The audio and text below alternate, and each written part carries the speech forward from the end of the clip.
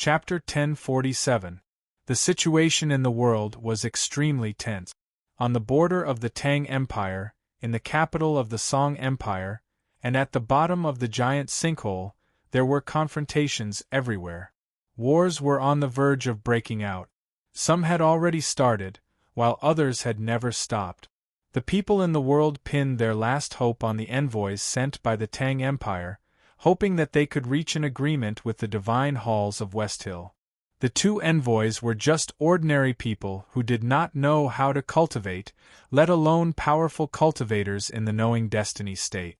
But at this moment they were the most important people in the world. There were two kinds of people who loved peace. One was afraid of war, and the other was worried that they could not win, so they loved peace temporarily. Chu Yuxian and Qinshi belonged to this kind of people. They did not know that they were carrying the burden of the world, but they had the same idea as the world. They also wanted to reach an agreement with the divine halls of Westhill. However, the problem was that they could not see the two people they wanted and had to see. What made them even more terrified was that if the two people wanted to see each other, they would be able to even if they were in the divine halls of Westhill. But they could not see each other now, which seemed to be a bad sign. Did no one want to know what Ning Ke was going to say to them? Not being able to see each other was the source of all anxiety. Chu Yuxian and Qinshi were very anxious. They pondered in silence in the Revelation Institute, but they could not find a way to complete the task.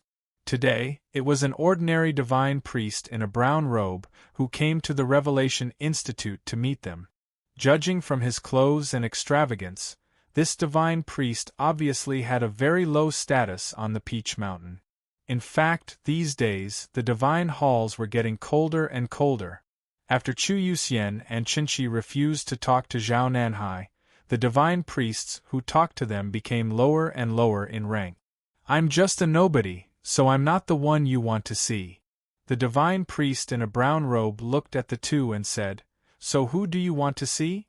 Judging from this question, the divine halls of Westhill were getting impatient, or less curious.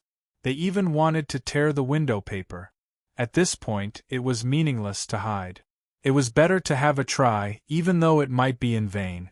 Chu Yuxian thought for a while, looked at the divine priest in a brown robe, and said seriously, "We want to see Yi Hong Yu very much."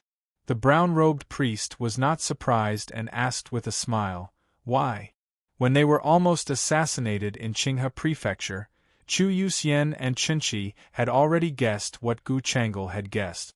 Therefore, they were not surprised that Gu Chang'e was not surprised. The Taoist sect has no faith. To be precise, Mr. 13 only believes in the divine priest of judgment. All right, that's a more reasonable explanation. The brown-robed cleric calmly said, "I will report your thoughts. As for whether or not they will make arrangements, that is not something I am responsible for." After saying this, the people from the Divine Hall left the Revelation Institute.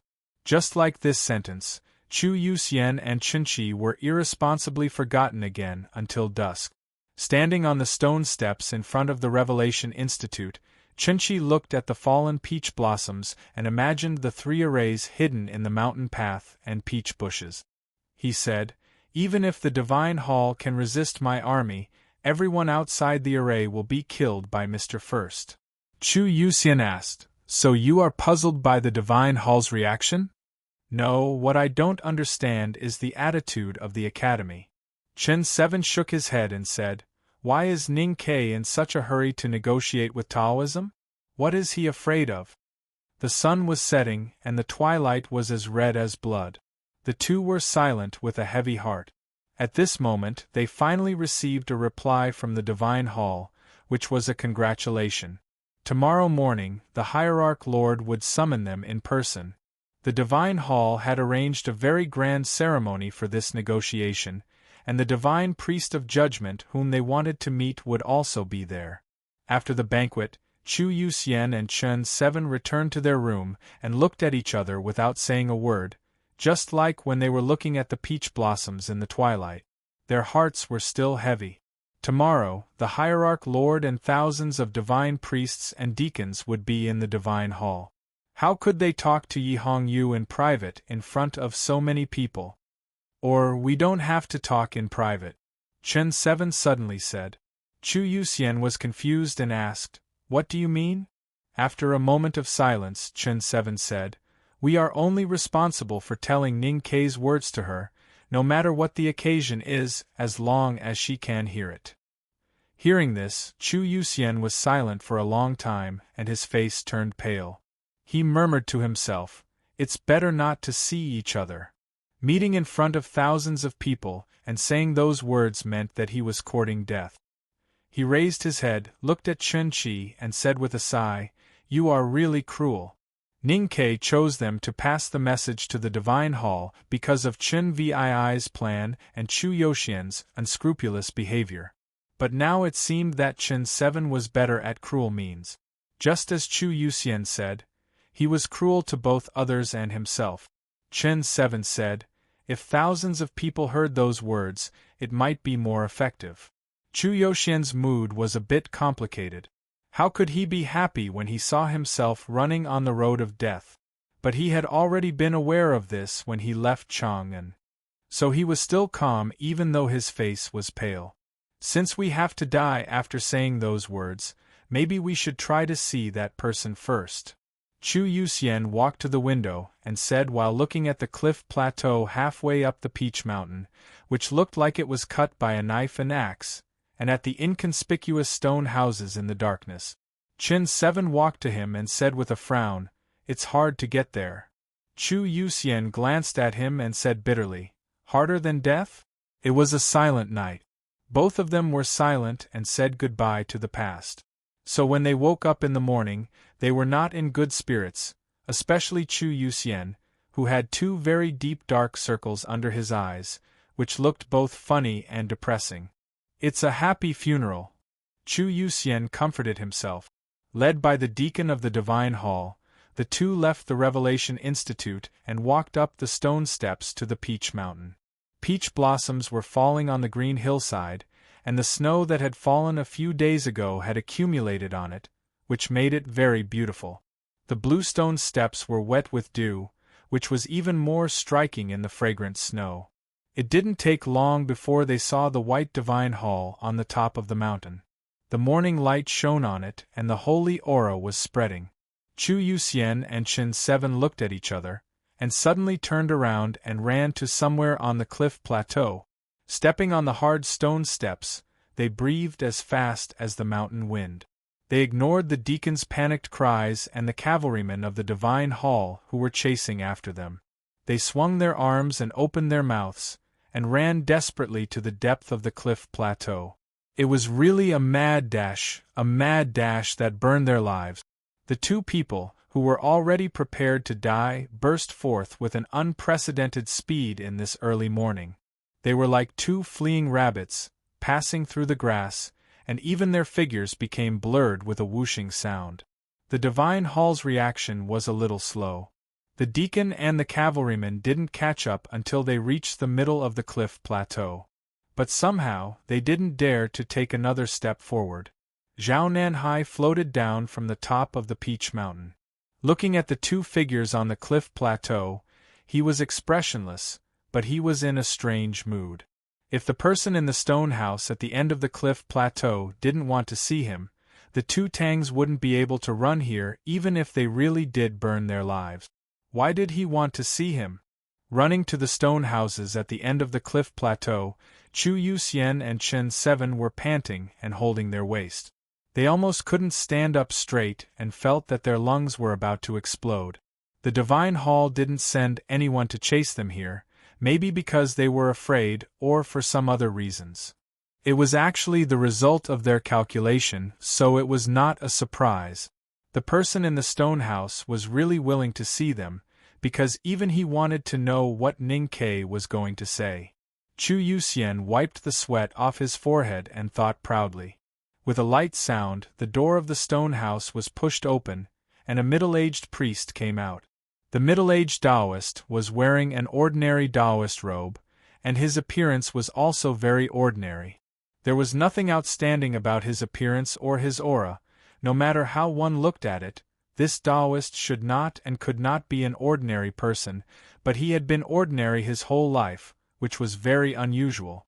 Chu Yuxian knew that this was not the person he was looking for, but he still looked extremely respectful. His hands were even trembling when he was tidying up his clothes. The middle-aged priest looked at him and said with a gentle smile, "You have to come here to see me. What do you want to say or do?" What did Chu Yuxian want to do? He knelt down to the middle-aged priest and the person in the stone house without hesitation and said humbly, "Chu Yuxian wants to hear a story, Taoist master." The middle-aged priest looked at him quietly, as if he didn't expect that Chu Yuxian would kneel down so naturally and decisively. He didn't even give himself a chance to stop him.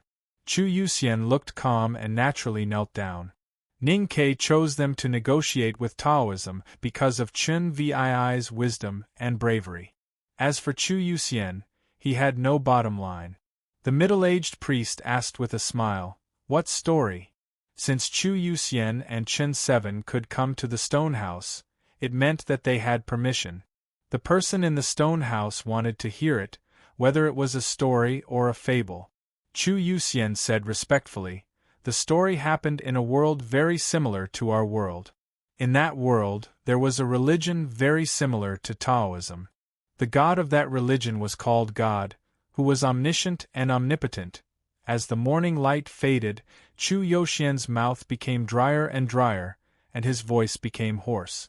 Finally, he told the long story briefly. The middle-aged priest looked at him quietly, and then looked back at the stone house. Finally, he looked at the sky and clouds outside the cliff yard and said, "It is indeed a long story. The past and present of Christianity, the rise of Protestantism, and the retelling of history, no matter how simple it was bound to be long. 2,000 years of history were condensed into a story." Looking back at the end of the story, those bloody religious wars were indeed a bit ridiculous. Chu Yuxian bowed his head respectfully. The middle-aged priest thought about the beginning and ending of the story, the cooperation and disputes between the royal family and the believers, and the distribution of interests, and found the story more and more interesting. "I heard that Mr. 13 told many stories to Haotian. I don't know whether he has told this story or not. But at least it proves that he is a good storyteller," the middle-aged priest said. He knew that it was a story told by Ning Quebec. Then he stepped aside, and the door of the stone house appeared directly in front of Chu Yuxian and Chenchi. This story was just the beginning of the conversation. Ning Ke used such a grand story as a prelude, and even the middle-aged priest began to wonder what he was going to say. Looking at the closed door of the stone house, Chu Yuxian's face became paler and paler, and Chenchi also became short of breath. The man in the house had a very different status and meaning to the believers of Haotian in the world. Even they couldn't bear it.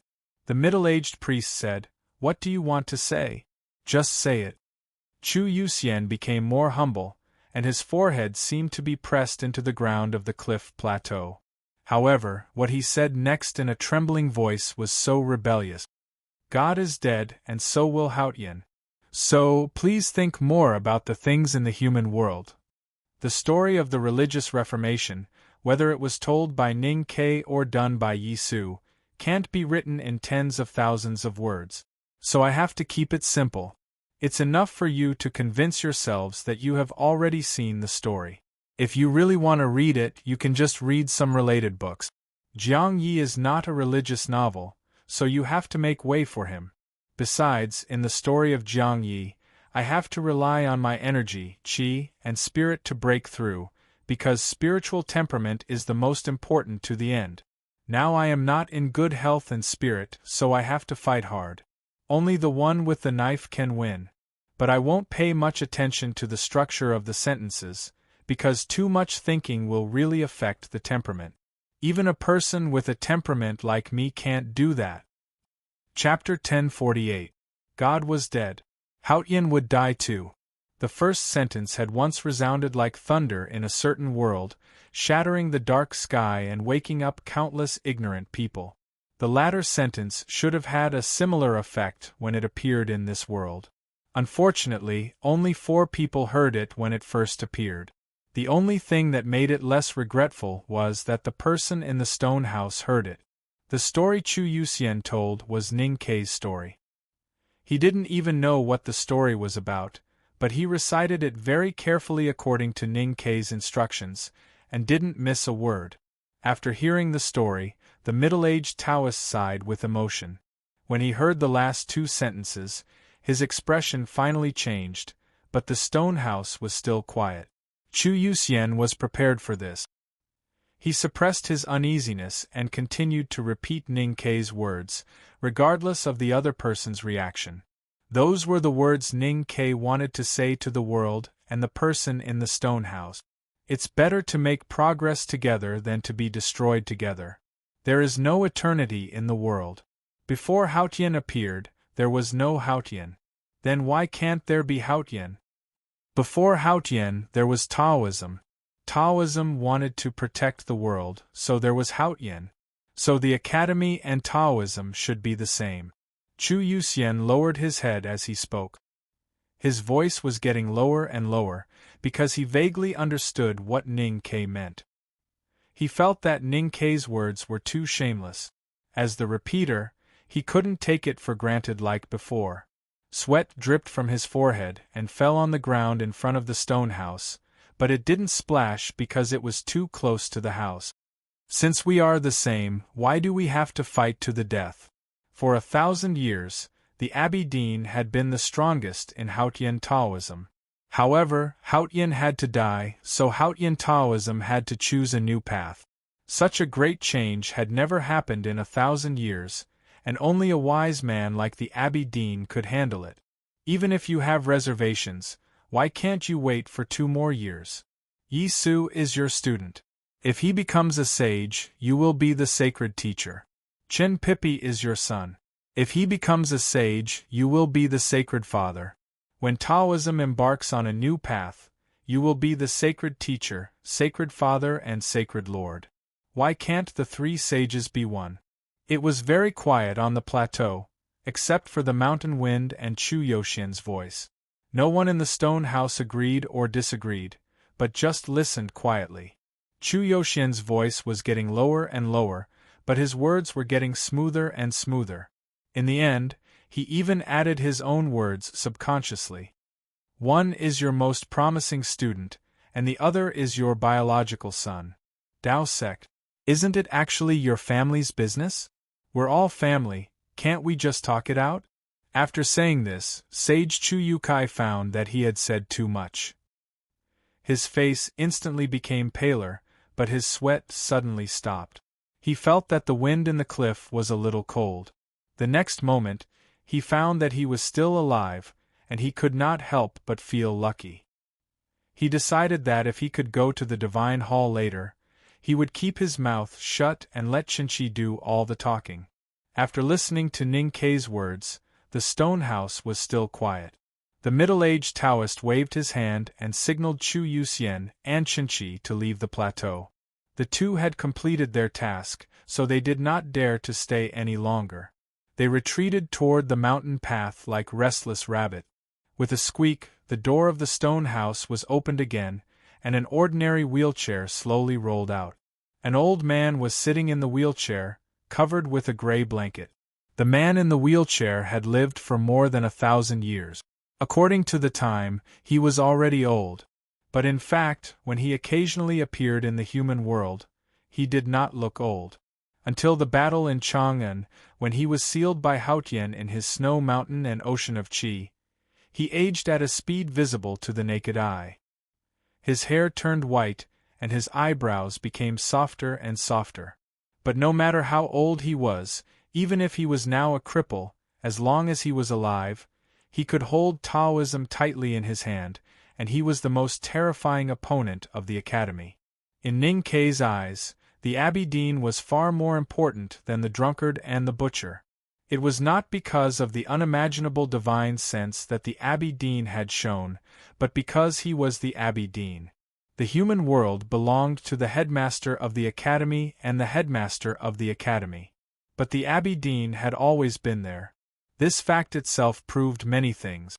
The middle-aged Taoist pushed the wheelchair to the edge of the cliff. The Abbey Dean quietly looked at the flowing clouds outside the cliff and the remaining snow in the green mountains.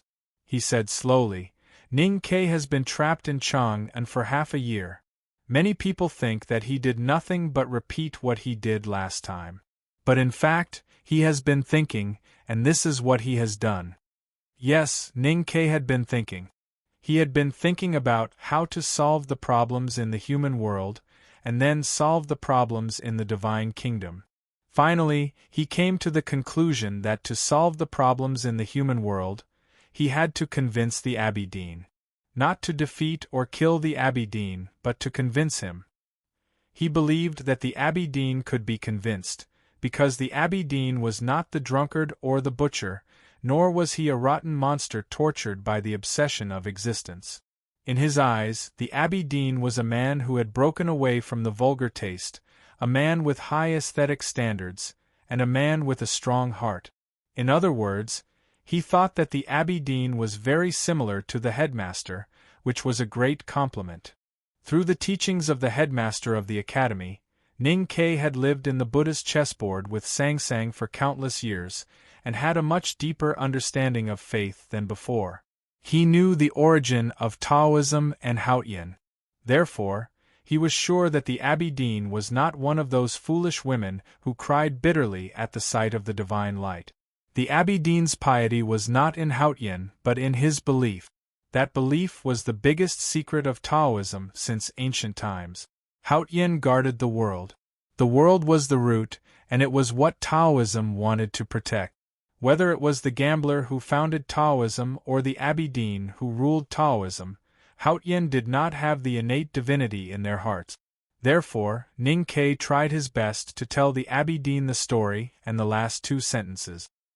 He knew that the Abbey Dean did not need him to remind him, but he wanted to remind him. When God died, Haotian could also die. In that world, there was the new stream, and Taoism could also embark on a new path. The old world waved goodbye, and the new world appeared. As long as Taoism took the initiative to embrace this trend, it could still have its own position in the new world. Taoism could still protect the world, but in a different way. Ning Ke wanted to remind him that the world itself was much more important than Haotian. This was not only the Academy's view, but also the most essential belief of Taoism. Then why couldn't the Academy and Taoism be on the same path? Ning Ke chose the Abbey Dean to talk to because he knew that the Abbey Dean could understand him. He knew that the Abbey Dean was wise enough, and the Abbey Dean was a truly great man. Only a truly great man could make such a great decision. The headmaster of the academy is a great man to have such a student. The Abbey Dean said calmly, "Ning Ke can see through the foundation of Taoism and see through my belief. He is also a great man." The middle-aged priest was moved, because the Abbey Dean spoke highly of Ning Ke, and also because the Abbey Dean had vaguely admitted his true thoughts. The Abbey Dean looked out of the cliff and remained silent for a long time. The middle-aged priest's hands trembled slightly on the wheelchair. Even he felt extremely nervous at this moment, because what was going to happen next would definitely change the fate of the entire human world, and even the Haotian divine kingdom. There were many clouds outside the cliff. The white clouds floated everywhere like the waves on the water. They seemed to come and go at will, but they were actually shaped by the wind and attracted by the earth. The Abbey Dean looked at the clouds and said calmly, "Unfortunately, he still doesn't understand himself." Chu Yuxian didn't understand either. Though he was a storyteller, he was no different from a parrot.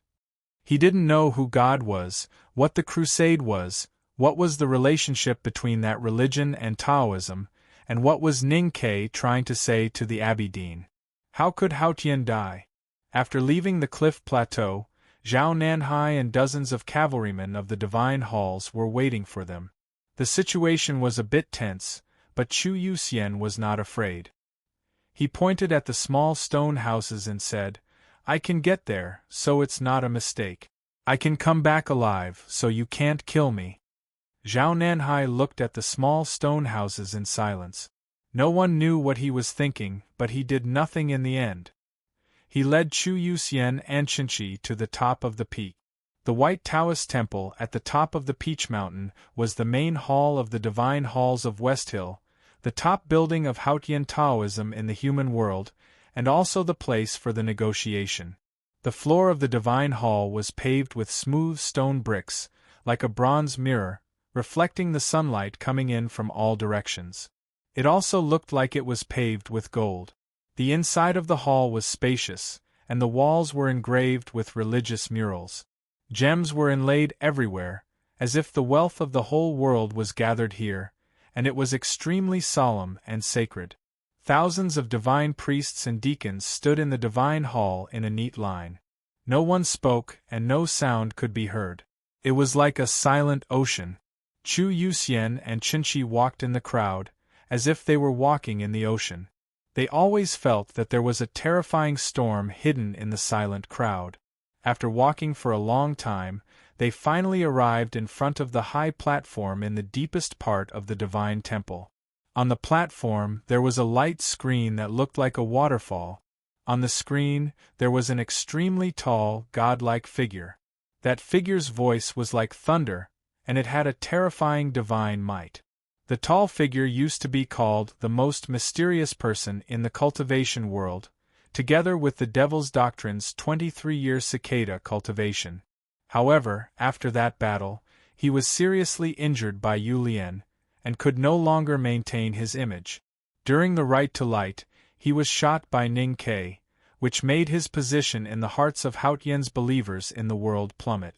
But he was, after all, the hierarch of the Divine Halls of West Hill, a peerless powerhouse who had surpassed the 5 states and successfully reached the Tianqi state.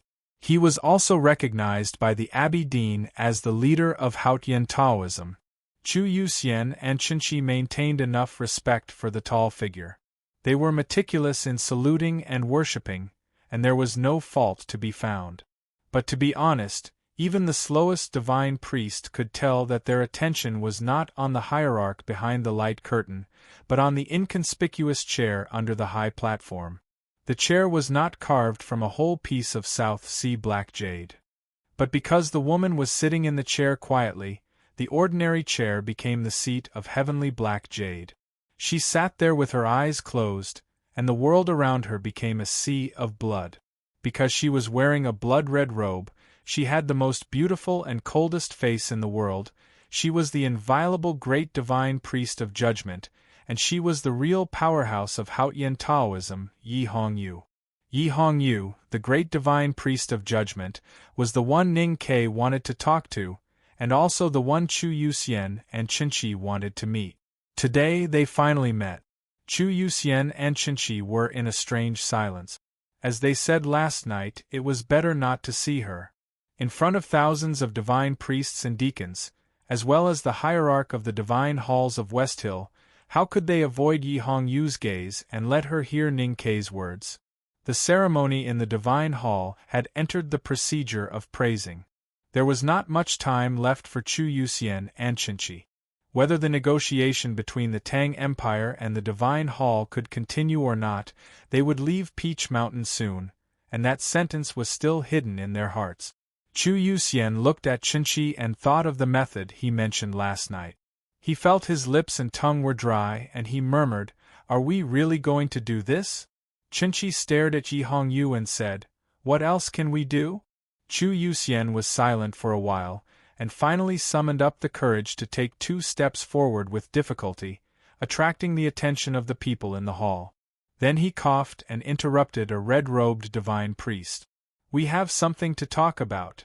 Because of nervousness, he looked at the people in the divine hall and said in a hoarse voice, "We have come with the will of peace. Shouldn't you let us talk?" Thousands of divine priests and deacons in the hall looked at him expressionlessly. Their red, purple, and black robes were like the sea of different colors, silently but blowing on his face, and became a kind of pressure that made Chu Yuxian feel difficult to breathe. At the same time, Qinshi also took a step forward. The atmosphere in the hall became even more tense and depressing. But Qinshi seemed to feel nothing. He looked at the ordinary chair in the distance, and the sea of blood, and said calmly and firmly, "Would you like to listen?" The negotiation was a joke. If there was a negotiation, it would have been finished in front of the stone house on the cliff plateau. She closed her eyes and seemed a little tired. Even though she heard the question, she still did not open her eyes. Qinshi stared at her and said in a hoarse voice, "Everyone knows. Ning Ke wants to talk to the world. In fact, he just wants to talk to you." Yes, everyone knew that if Ning Ke wanted to talk to someone, the great divine priest of judgment would be one of them. The hierarch knew it, Zhao Nanhai knew it, the divine priests and deacons in the divine halls of Westhill, and even the servants knew it. That was why Xiong Chumo wanted the two Tangs to die in Qinghe Prefecture. That was why they could not meet Yi Hongyu on Peach Mountain. At this moment, in front of thousands of divine priests and deacons, in front of countless powerhouses, they finally saw Yi Hongyu. They wanted to talk to her, even if they would die in the next moment. Even if they had to die, they wanted her to hear what he had to say. Chapter 1049. Ning Ke wanted to talk to the world and change the trend of the world. Therefore, Yi Hongyu must be one of the people he talked to. This was something that many people did not say out loud. Because the current great divine priest of judgment had known Ning Ke when she was still the Tao addict. The two of them used to be sworn enemies, but in the end, they did not live and die together. The two of them had fought and fought side by side. She had lived by the Yanming Lake in Chang'an for a long time, and they had also bathed in blood in the front gate of the Devil's Doctrine, and they had died together. In the eyes of the Divine Hall, even if the great divine priest of judgment were to marry Ning Ke, it would not be surprising. As for how shocking it would be, it was not within the scope of the two people's considerations. After all, they were people who shocked the world and did things that shocked the world. What made Haotian Taoism even more uneasy was that the new stream that the Divine Halls swore to destroy was founded by Yi Su, and she was his sister. Therefore, Yi Hongyu was the most natural ally of the Academy and the best target to incite, no matter from the perspective of intimacy or other aspects. Thousands of divine priests and deacons in the hall looked at Qinshi, who was standing at the forefront, and guessed what this Tang would say, or rather, what Ning Ke would say. Their expressions were very complicated. There were a lot of uneasiness, shock, confusion, and worry. Did the Academy really want to incite the great divine priest of judgment? Did what Ning Ke was going to say really have something to do with this? However, at this moment, thousands of powerful Haotian Taoism cultivators were gathered in the hall. How could he say those rebellious words? How could the great divine priest of judgment respond? Thinking of this, people felt a little relieved. As the person involved, Yi Hongyu's expression did not change at all. Her beautiful eyebrows and eyes were as cold as snow. She did not even open her eyes. "What does that guy want to say?" she asked with her eyes closed, looking very casual. It was obviously a very important matter, faintly revealing an extremely terrifying feeling, but when her red lips slightly opened, it became a small matter, a small greeting. People in the hall looked at Qinshi again, and wanted to know what he was going to say. Being stared at by thousands of indifferent eyes, Qinshi was very nervous. It was not only because of the thousands of eyes, but also because what he was going to say next might become his epitaph. Ning Ke said. At this point, Qinshi paused, and Chu Yuxian almost fainted. Chen 7 took a deep breath and looked at Yi Hongyu. He said the second half of the sentence in a low voice. "He's waiting for you in Chang'an." "Why would I wait for you in Chang'an?" Although he could marry her, he naturally wouldn't wait for her to marry him. Instead, he would wait for her to surrender or return. The solemn and sacred Taoist temple was already extremely quiet, but now it became even more silent. Only that sentence was still floating in the golden light, drifting into everyone's ears. Was he trying to persuade the great divine priest of judgment to betray the Tao sect?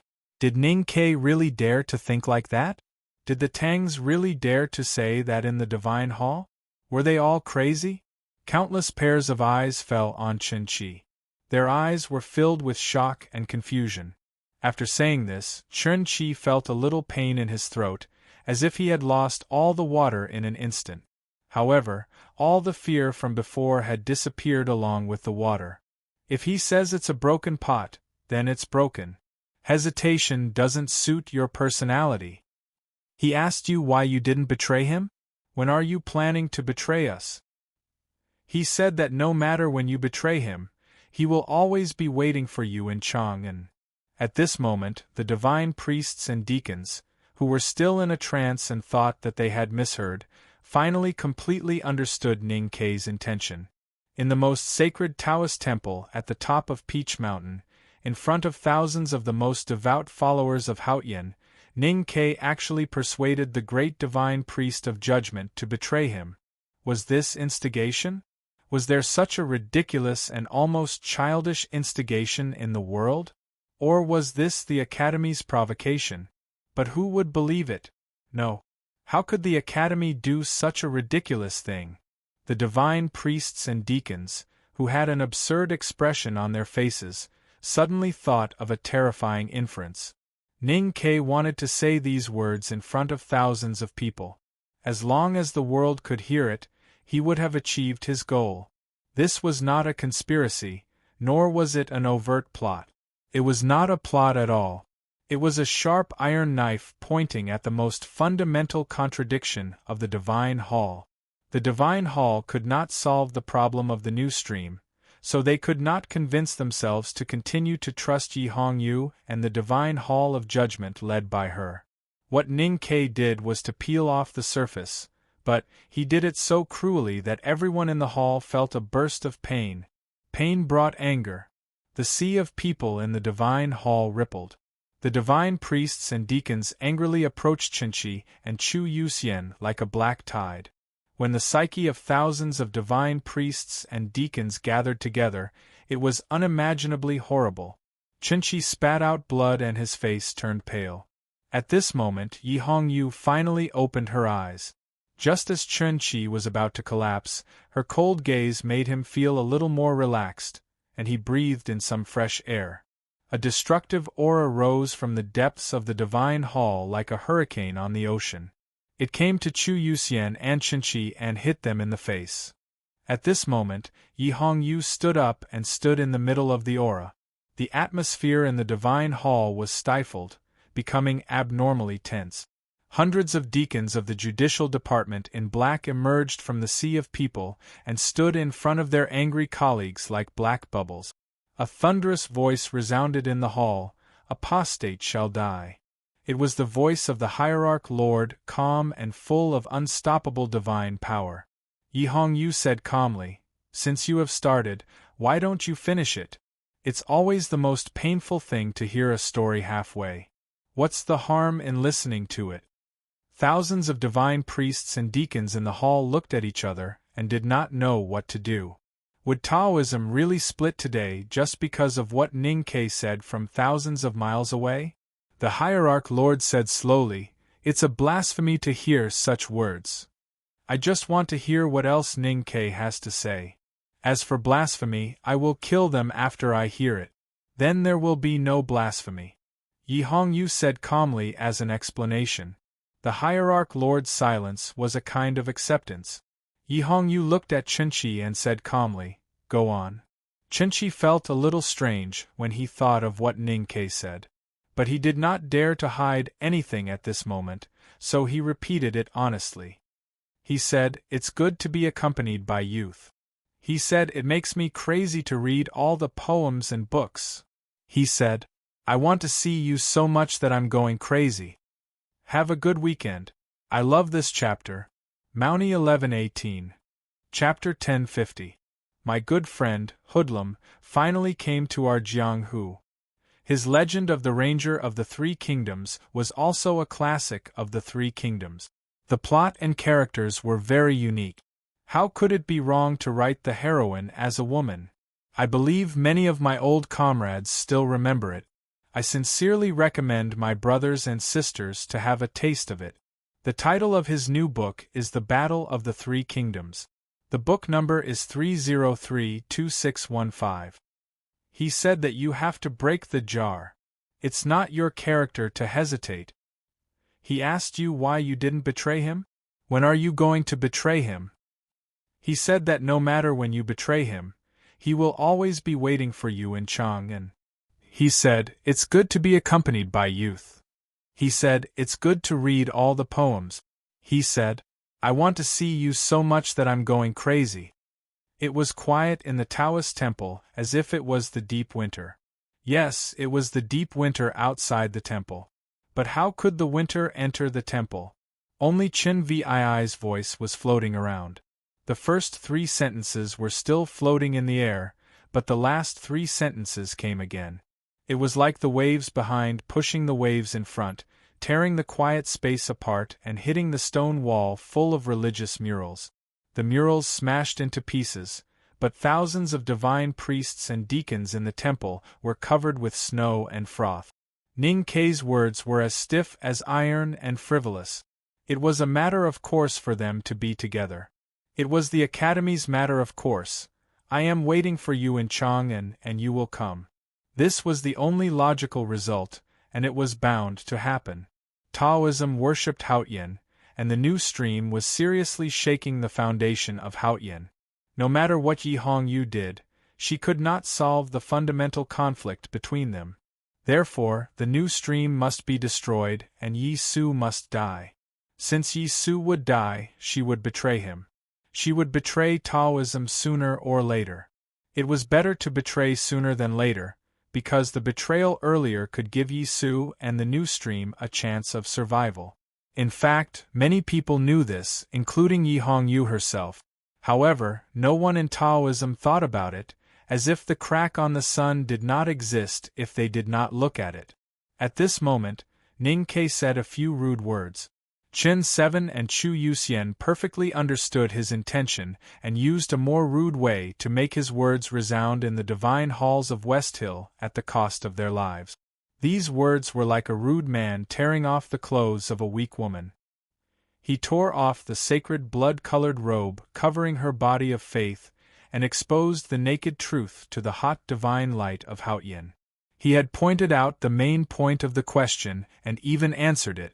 Therefore, even if the thousands of people in the divine hall wanted to pretend that they didn't see it, they couldn't do it. These words of Taoism would master. Taoism of Taoism, Feng Taoism Shi, and Feng School. The hierarch stood behind the curtain of light. His tall figure did not tremble at all, but the curtain of light suddenly trembled and rippled with circles of light. Looking at the shaking curtain of light, Chu Yuxian's mind was also shaken. He and Chen 7 made the decision, so they were no longer afraid of death, but it did not feel good to know that they were doomed. Everyone looked at Yi Hongyu, waiting for her to make a decision. They were waiting for the first time in the history of the divine halls of West Hill to betray the great divine priest of judgment, and for the rupture of Taoism. People had mixed feelings. Some were relieved, some were anxious and scared, and some were curious. Obviously, the crowd was in an uproar, but there was no noise. She was the center of attention, but it seemed that she could not feel those eyes. She was still standing there quietly. What was Yi Hongyu thinking at this time? Was it good to have a young companion? She thought of many years ago, outside the front gate of the Devil's Doctrine in the depths of the wilderness. She thought of the iron chain that passed through the clouds and connected the land of death with the reality. She thought of the basket under the iron chain, and the young people inside and outside the basket. She squinted and looked at the distant sky outside the hall. Under the sky was the kingdom of song. Tang Xiaotang should be there, right beside her brother. Long Qing had disappeared for so many days, so he should be there too. She was in charge of the divine hall of judgment. Although she could not control Long Qing, Hengmu, and the others, she could find their whereabouts. However, the distance between the two places was too far. It would be too late for her to rescue them. Who was in the basket under the iron chain when it passed through the clouds and mist? Besides Ning-Kei there was Emo-Shanshan, where was the former calligraphy addict and now the queen of the great river kingdom. Yi Hongyu smiled. She seemed to have thought of something, but it was meaningful. The young people in the past had all become great people. She was the youngest great divine priest of judgment in the history of the divine halls of West Hill. Ning-Kei had become the spokesperson of the Academy and the Tang Empire. And now he was attacking her. Yes, she was very clear that the 6 sentences that seemed to be floating in the hall were the dark iron cutlass in Ning-Kei's hand. The first 3 sentences and the last 3 sentences were all shocking. I always thought that Ning-Kei was the shame of the Academy.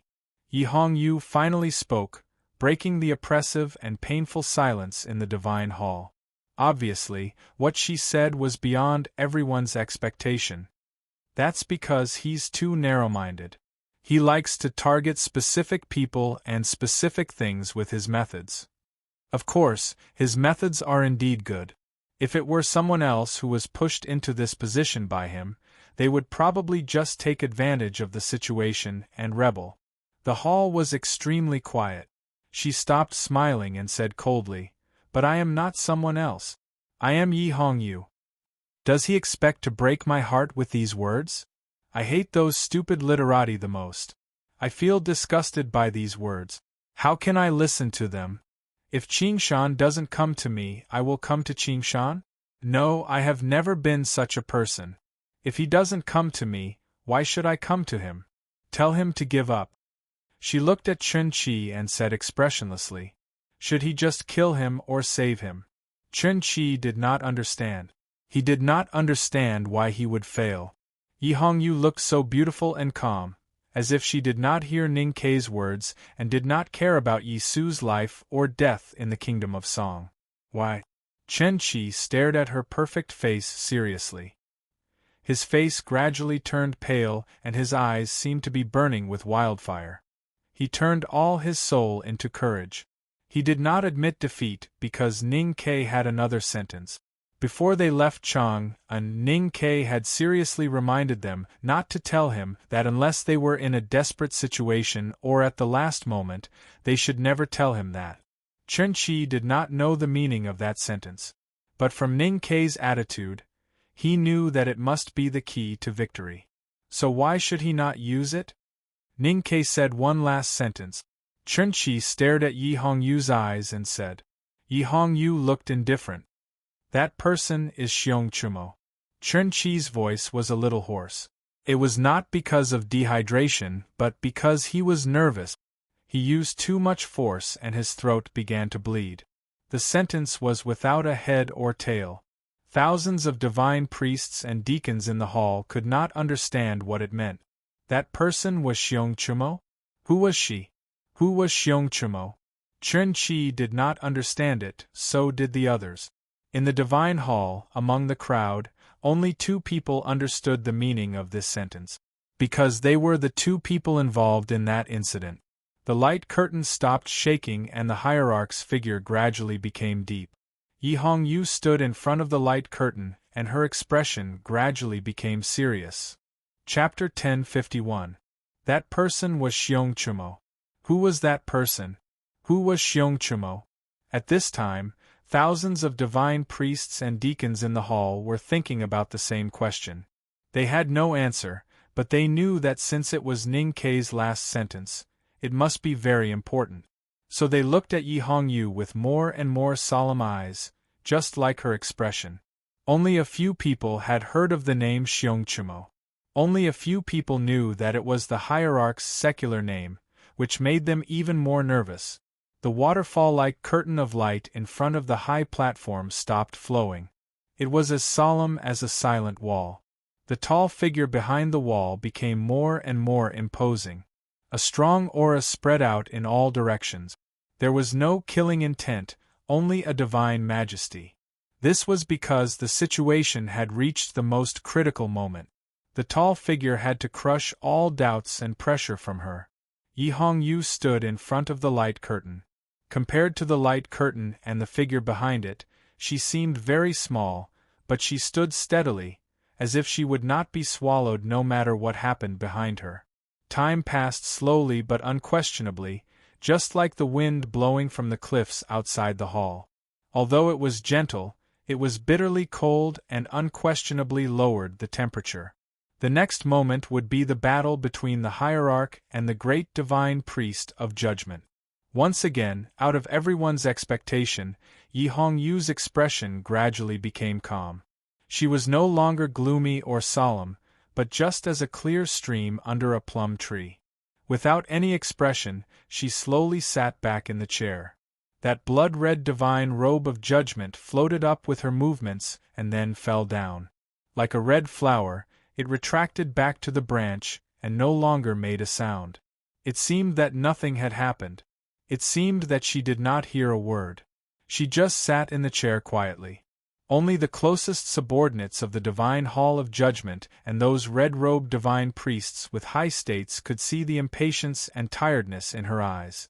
She raised her right arm and pointed at Qinqi and Chu Yuxian from afar. Her slender fingers seemed to be dripping dew, but she did not conceal her indifference at all.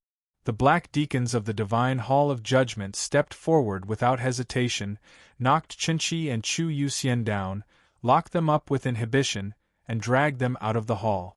Qinqi and Chu Yuxian would be taken to the Yu prison, where they might never see the light of day again, but at least they would not die immediately. Naturally, many people in the hall had different opinions about this decision, but at this moment, no one dared to question her decision. Even the tall figure behind the light curtain remained silent. Then she took a look. With just a glance, the thousands of divine priests and deacons in the hall all felt that the divine priest of judgment was looking at them. They were all shocked by the coldness and power in that gaze.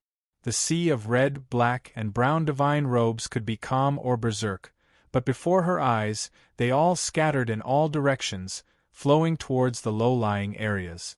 Not even the sound of footsteps could be heard. In a very short period of time, thousands of priests and deacons quietly withdrew from the hall, leaving the world to the two of them. Yi Hongyu and the hierarch lord behind the light screen. "I'm curious, how did the academy find out?" Yi Hongyu sat on the chair and said expressionlessly. She did not turn around to look at the screen of light. Behind the light screen, the hierarch lord squinted and looked at her back. No one knew what he was thinking. Yi Hongyu did not wait for his answer and said coldly, "There is only one possibility that the Academy knows about this, and that is Yu Lian." Yu Lian was the third sister of the Academy, and also the current Grandmaster of the Devil's Doctrine, 23-year cicada cultivation. If Ning Ke and Long Qing were considered lifelong enemies by the cultivation world, then decades ago, Yu Lian and Xiong Chumo were the real lifelong enemies. The one who knew you best was not your friend, but your enemy. Xiong Chumo finally said, "Since you heard that sentence you never doubted it. Why?" Yi Hongyu sat on the chair and looked at the winter sky outside the hall expressionlessly. She said, "I always knew it was you, but I didn't expect others to know it too." After a long silence, Xiong Chumo asked, "When did you know?" Yi Hongyu rubbed her eyebrows tiredly and said, "During the Right to Light, your sedan was shot by Ning Quebec. I knew it was you the moment I saw you." Xiong Chumo smiled weirdly and said, "I didn't expect you to be so patient." Yi Hongyu said, "You've been in pain ever since you were defeated by Yu Lian. Even if Hao Yin cured you, he couldn't cure your Taoist heart. Since you're going to die in my hands, why not let you suffer for a few more years? Why should I be in a hurry?" Looking at her back in silence, Xiong Chumo suddenly realized that it was hard for him to look at her back like he did in the past years, reminiscing her figure many years ago. She was very powerful now, so powerful that she could threaten him. "How can you be sure it was Yu Lian? No one should know about it." "It's not because she's your enemy. In her eyes, you're not qualified to be her opponent. It's because she's the 23-year cicada cultivation and the Grandmaster of the Devil's Doctrine. The devil's doctrine has always been the best at scheming. I won't be surprised no matter how much she knows. Just because of this, you're sure she knows. And because she didn't kill you even though she injured you badly in the back of the mountain of the academy. Yi Hongyu stood up slowly and said, I couldn't figure out why she let you go. Ning Ke couldn't figure it out either. Now the answer finally appears. She still didn't turn around and looked at the winter sky outside the hall. Because she knew I would kill you. So she kept you alive to give me a reason to betray the sect. She used you, a good-for-nothing, to split Taoism, she said calmly. It's indeed the 23-year cicada cultivation. Xiong Chumo said after a long silence, and then? There was no then. There was no terrifying divine light spreading, no shrill Taoist swords dancing, no war, no revenge, no humiliation, and not even a trace of hatred. Yi Hongyu walked out of the hall. Her bloody gown of judgment swayed in the cold wind like flowers blooming on the branches, overshadowing all the divine lights on the wall. Behind the light curtain, Xiong Chumo's eyes narrowed into two lines. One of his eyes was stained with blood, as if it would never recover. It looked filthy and evil. Gradually, a dim light accumulated in the deepest part of his eyes. It was shock, anger, and fear. He didn't realize until today that he could escape from Yu Lian's hands because it was a trap set up by Yu Lian, not because he was strong enough. In Yi Hongyu's words, in Yu Lian's eyes, he was never qualified to be her opponent. His life or death was not important to her. She let him live because she knew from the beginning that he would become the cause of chaos, or rather, the sinner of Haotian Taoism. But Yu Lian didn't expect that Yi Hongyu didn't do anything.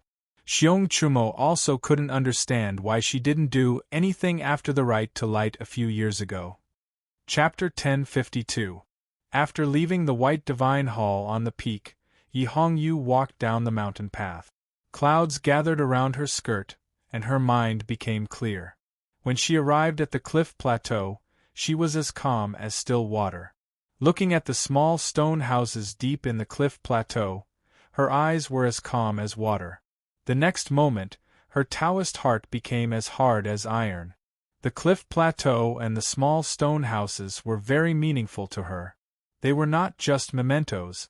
When she was at the front gate of the Devil's Doctrine, she forcefully lowered her state to escape from Lotus.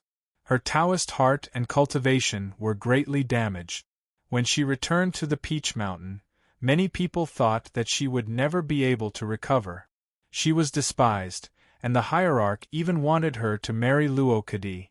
She locked herself in the small stone house and continued her cultivation in silence. She knew that she could overcome all the obstacles. Then she received a letter from the Sword Garret. She became powerful again. She killed the previous Great Divine Priest of Judgment and became the youngest Great Divine Priest in the history of the West Hill Divine Palace. She began to write her own legend. After that day, Luo Kadi was no longer a problem. Even the hierarch was no longer a problem. There was no problem in the human world that could baffle her. Including what Ning Ke said today and the question given by the Academy, it was still not a problem for her. She came to the stone house not to ask the person in the house to relieve her confusion and pain, but to receive the reward she deserved for answering the question. She did not betray Haotian Taoism, nor did she attack the hierarch. She did not lead the Divine Hall of Judgment to tear Haotian Taoism apart. She ignored Ning Ke's invitation and did not take a step closer to the Academy. She still stayed on the Peach Mountain and put herself in danger. Now she was alone and she was taking a strange risk. She had the right to ask the person inside the stone house for anything she wanted. Dusk fell on the Peach Mountain and dyed her divine robe of judgment redder. It was as if it had been soaked in blood for thousands of years before it was put on again. She stood quietly in front of the stone house and did not look inside. Because the person who should have been inside the house was sitting in a wheelchair at the edge of the cliff and watching the sunset. Although I don't know exactly what it is, I think it must be very important since Ning Ke chose to put it at the end. The old man in the wheelchair said calmly without turning back. Yi Hongyu said, "It's important to me, but not to the human world. In other words, it's important to the past, but not to the present." The Abbey Dean said, "After all, it is still important." Yi Hongyu said, "But I don't want to hear it. Ning Kei's attitude towards you is not proper enough." The Abbey Dean smiled and said, "They sent 2 people to say 7 sentences, and now they want you to risk your life for the Academy. This is too disrespectful. After all, the 7 sentences are not the 7 tomes of arcane." Yi Hongyu said, "Indeed, this is also the reason why I don't want to listen to him." The Abbey Dean said, "It's also because you already knew the truth. That's why it's not shocking enough. That's why it's hard for you to break the defense in your heart and make a decisive move." Yi Hongyu said, "Ning Kei and Yulian still underestimated me. The Devil's Doctrine and the Academy might be able to predict everything in the world, but they can't predict what I'm thinking." The Abbey Dean sat in the wheelchair and said with a smile, "I have said something similar before. I always knew it was Xiongchumo." Yi Hongyu said, "I didn't do anything after the right to light, not because I wanted to see him struggling, but because I knew you wouldn't allow it."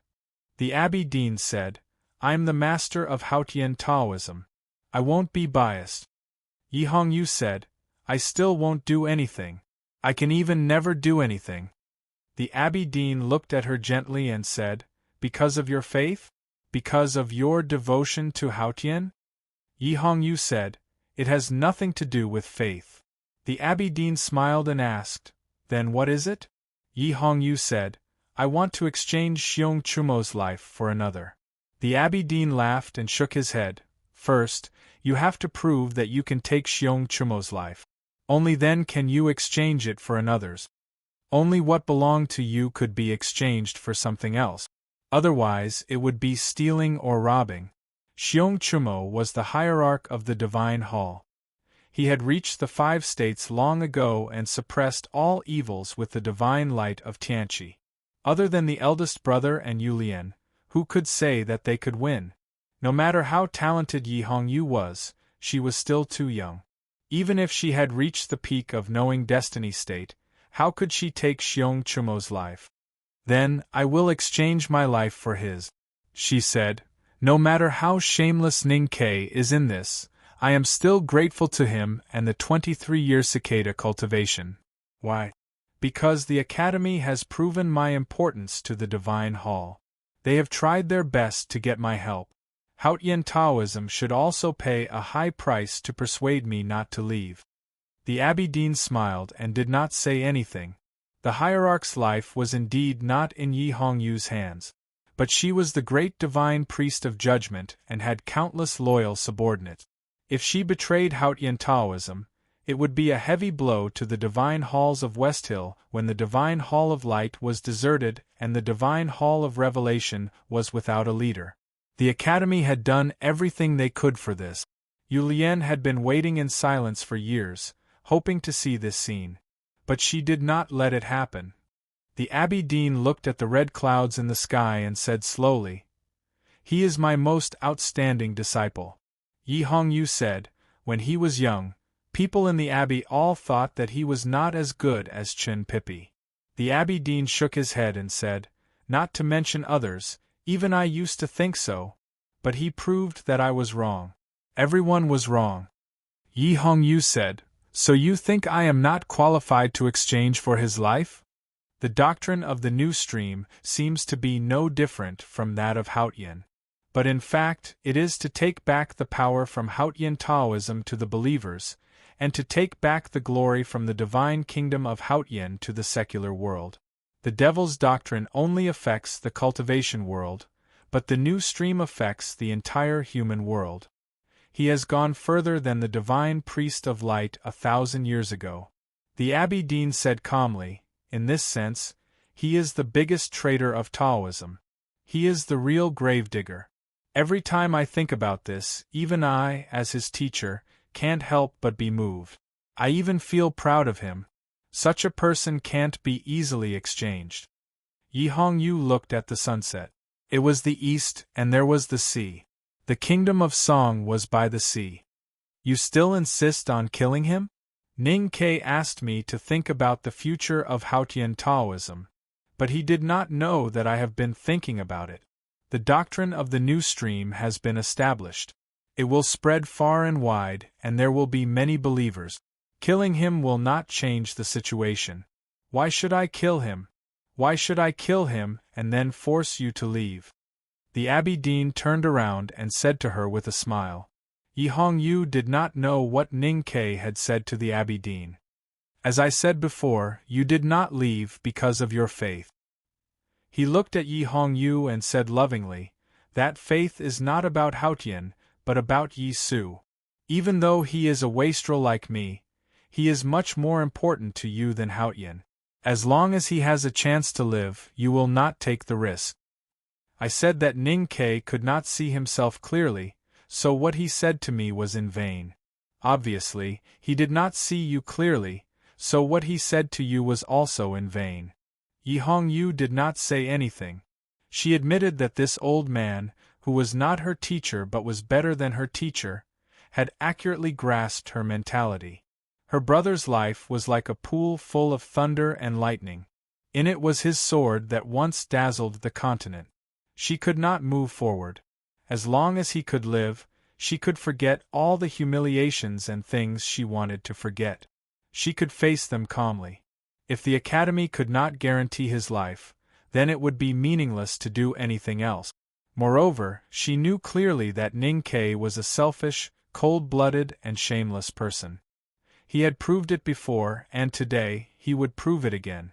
The dusk faded and the snow clouds drifted away. The sky was full of stars, and among the stars, a bright moon shone on the human world, including the plateau of Peach Mountain. The Abbey Dean looked up at the bright moon and kept silent for a long time. Then he said something. His voice was as light as the moonlight on his body. It was as clear as water, without any emotion. I will give you Xiong Chumo's life. Yi Hongyu bowed to the Abbey Dean. After getting the promise she wanted, she left the plateau. Although the Abbey Dean did not promise anything except Xiong Chumo's death, she knew that her brother's life was saved. Long Qing and the drunkard who went to the Song Kingdom would not do anything, because the Abbey Dean had made it clear that killing Yi Su now would not do any good for Taoism. The question was, did the Academy not realize this? Was what Ning Ke had done in vain and would only be described as a joke in the history books? The Abbey Dean waved his hand in the cold night wind, as if he was trying to catch some moonlight. What is the thing between the hierarch and the great divine priest of judgment? Asked the middle-aged priest. The Abbey Dean shook his head and said, I don't know, and I don't need to know. The middle-aged priest was a bit worried and said, The Academy is so concerned about this matter. The Abbey Dean said calmly, The Academy has always claimed that they only do meaningful things and do not care about the meaning. But in fact, they never do meaningless things. What they said to me and what they said to Yi Hongyu were all part of a scheme. Ning Ke knew how destructive the new stream was to Taoism and used it to convince me. I have to admit that he was right, even though he did not see everything. If he could convince me, Taoism would lose or end. If he couldn't, Yi Su would die, and Yi Hongyu would betray Taoism. Taoism would also lose. The middle-aged priest seemed to have realized something. He looked at the back of the Abbey Dean and praised from the bottom of his heart. If he did nothing, the Academy would not be able to do anything. It seemed to be the Abbey Dean's response. It was a perfect response to the changes by remaining unchanged. However, the Abbey Dean shook his head and looked at the bright moon again. He did not say anything. Yi Hongyu walked into the divine hall of judgment and stood under the black stone pillar. She looked at the snow-covered mountains with her hands behind her back and kept silent for a long time. Her eyebrows were gradually covered by a layer of frost in the night wind. No one knew what she was thinking about. Her loyal subordinates and the girls who served her stayed in the side hall with complicated expressions. They did not dare to disturb her. The moon moved and the stars did not move. The night grew darker and darker. She looked at the direction of the kingdom of song. She seemed to be able to see the killing, the burning holy fire, and the people biting each other like beasts for their faith. There was no expression on her beautiful face, as if it was carved out of ice. At this moment, light footsteps were heard in the quiet divine hall of judgment. Logically speaking, even the slightest footstep would have alerted the black deacons in the side hall. However, what was strange was that this person walked all the way behind her and did not encounter any obstruction. Maybe it was because even the most ruthless black deacons did not dare to stop him, or maybe even the powerhouses of the judicial department could not hear his footsteps. It was a wretched-looking, short old Taoist with limbs as thin as withered branches. Xiong Chumo, the hierarch of the divine halls of West Hill, came behind her silently in the deep night. Yi Hongyu looked at the direction of the kingdom of song. She saw the snowy clouds glowing in the night sky, as if she could see the terrible storm brewing on the sea. Her face was slightly pale. She squinted her eyes, which turned into a thin line and a sword. Chapter 1053. Yi Hongyu turned around and left the moonlight and starlight behind her. The paleness on her face became lighter because of the shadow. She looked at the hierarch quietly and said nothing, but her mind was full of thoughts. Xiong Chumo also looked at her quietly. He looked at the lines outlined by the moonlight and the beautiful face in the shadow. He was sure that she was no longer the little girl he used to be. Therefore, he was inexplicably angry. Yi Hongyu was not surprised, angry, sarcastic, or hateful. She did not show any expression. It seemed that she was not surprised by his appearance. Because of her calmness, Xiong Chumo became even angrier. The ugliest and evilest act in those years was exposed, which made him very uneasy. Her calmness confused him and hurt his dignity. He would rather see a crazy and horrible great divine priest of judgment than not see him in her eyes. "What did you say to the Abbey Dean?" he asked. Yi Hongyu looked at him and did not answer. Xiong Chumo was silent for a moment and suddenly laughed. There was a trace of perverted pleasure on his ugly and wretched face. He said, "So you are afraid of me?" Yi Hongyu still did not say anything. "Yes, you are afraid of me." Xiong Chumo's eyes flickered like a wolf's and a little weird. His voice was also trembling because of excitement. "What happened in those years left a deep impression on you. When you found out it was me, you did not dare to take revenge because you were afraid of going through that experience again." Yi Hongyu looked at him and asked calmly, "Why should I be afraid?" Xiong Chumo's expression changed slightly.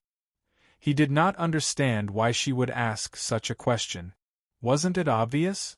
Even if you are not afraid now, how could the poor and weak little girl who had legs like reeds not be afraid of that shadow? His breath became heavy as if he was panting after a serious illness.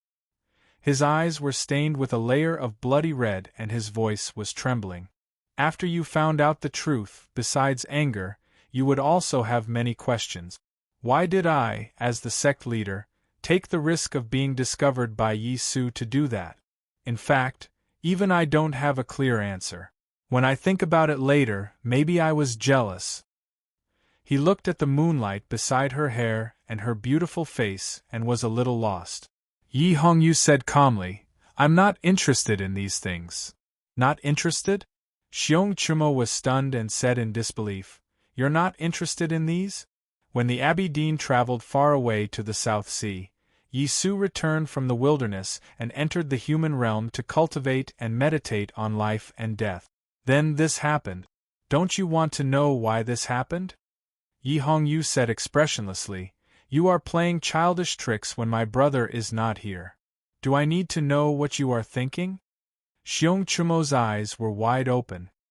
His skinny body suddenly emitted a horrifying sense of destruction. He opened his arms and said in disbelief, "A child's play?" His voice became somewhat sharp and unpleasant, like a woman's fingernails rapidly scraping against a plaster wall. It was full of anger and disbelief. "Child's play," he repeated in a shrill voice. You think it's just a child's play? How pitiful you cried then. No matter how much you called out to Yi Su, no one responded. Have you been in pain all these years? I don't understand how you can place so much hope on that useless man after being humiliated so much. Yi Su can't save you. Stars were changing in the deepest part of Yi Hongyu's lake-like eyes. Many images kept changing in front of her eyes and then gradually disappeared, turning into indifference. How could she forget that? If she could forget that her body was seen by Chen Pippi in the Taoist temple, why would she want to kill her?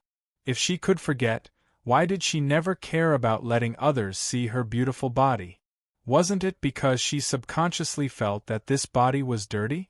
Fine, then she couldn't forget it. But so what? She looked at Xiong Chumo and said sarcastically, I'm not like those crazy professors in the Revelation Institute. I'm not interested in your psychological state. Maybe you are jealous of him, or you are out of your mind, or you want to lick the Abbey Dean's feet. I don't care about those things. Xiong Chumo stared at her beautiful face and said word by word, That's not a child's play. Yi Hongyu stared at his ugly face and said word by word, But you are just a child. Xiong Chumo was extremely short and skinny, far shorter than an ordinary person. He had been hiding behind the light curtain all these years and made himself look tall and big. It was because of this mental illness. Back then, he took a great risk to bully Yi Hongyu, who was still a little girl. Maybe it was because of this mental illness. Yi Hongyu said indifferently, I know what you want to see. You want to see me sad, angry, and desperate. You want to see me feel ashamed because I'm not clean anymore. But unfortunately, you won't see it. Because I don't want to play these childish games with you. Another child's trick. Xiong Chumo's face turned extremely ugly. The dim light in his eyes became crazier and his aura became more terrifying. He said coldly, I'm not a child. You're even shorter than a 10-year-old. Yi Hongyu was much taller than him and looked down at him. Then her eyes gradually moved down and fell between his legs. Decades ago, your penis was destroyed by Yu Lian. Even if you want to do anything to me, you can't. Why should I feel ashamed? She said, In terms of height, you are a child. In terms of mind, you are a child. In terms of sexual ability, you will always be a child. Anger and extreme anger occupied Xiong Chumo's body and mind. But strangely, he gradually calmed down. He squinted his eyes and kept silent for a long time. So you take it as being bitten by a mad dog. But don't forget, even if you are bitten by a dog, it will leave a scar. Yi Hongyu said calmly, Even a mad dog has teeth. Since your penis is destroyed, you are like a toothless dog. What will be left after being bitten? She had been calm all the time. There was no mocking, deliberate pity, or inadvertent anger. But this was the biggest mockery and contempt. Because these were all facts. Even if Xiong Chumo was the powerful hierarch of the divine halls of Westhill, the most powerful person in Haotian enlightenment, and the murderer who had humiliated her, in her calm eyes, he was just a child whose penis was destroyed and could not grow taller. He was an unlucky child whose surname was Xiong. I will kill you. Xiong Chumo suddenly said in a serious and heavy tone, I don't know what you said to the Abbey Dean. Even though you look calm now, I know you want me to die. You want me to die more than anyone else in the world. So I have to kill you. Yi Hongyu looked at him quietly and said, You came to the divine hall of judgment and said these words to provoke me to attack you first. Are you disappointed that I didn't give you a chance? For Haotian Taoism, the hierarch lord was more important than the great divine priest of judgment. But it did not mean that he could do whatever he wanted. The headmaster ascended to heaven and Chen Mao returned to the land. From that moment on, Xiong Chumo was no longer the most powerful person in Haotian Taoism. He became a dog again. To beat a dog, one had to look at its master. If a dog wanted to bite, one had to look at its master. You don't dare to attack me. Yi Hongyu said calmly, because you can't bear the responsibility of the division of Haotian Taoism. You can only watch as I become stronger and stronger. You can only wait for the day I become strong enough to kill you, but you can't do anything about it. You can only fall into the abyss of despair without knowing where the bottom is. You will suffer endless torment and pain. And this is what I will give you." Her voice was still calm, her expression was still calm, and her eyes were still calm. She looked at Xiong Chumo quietly as if he was a dead man.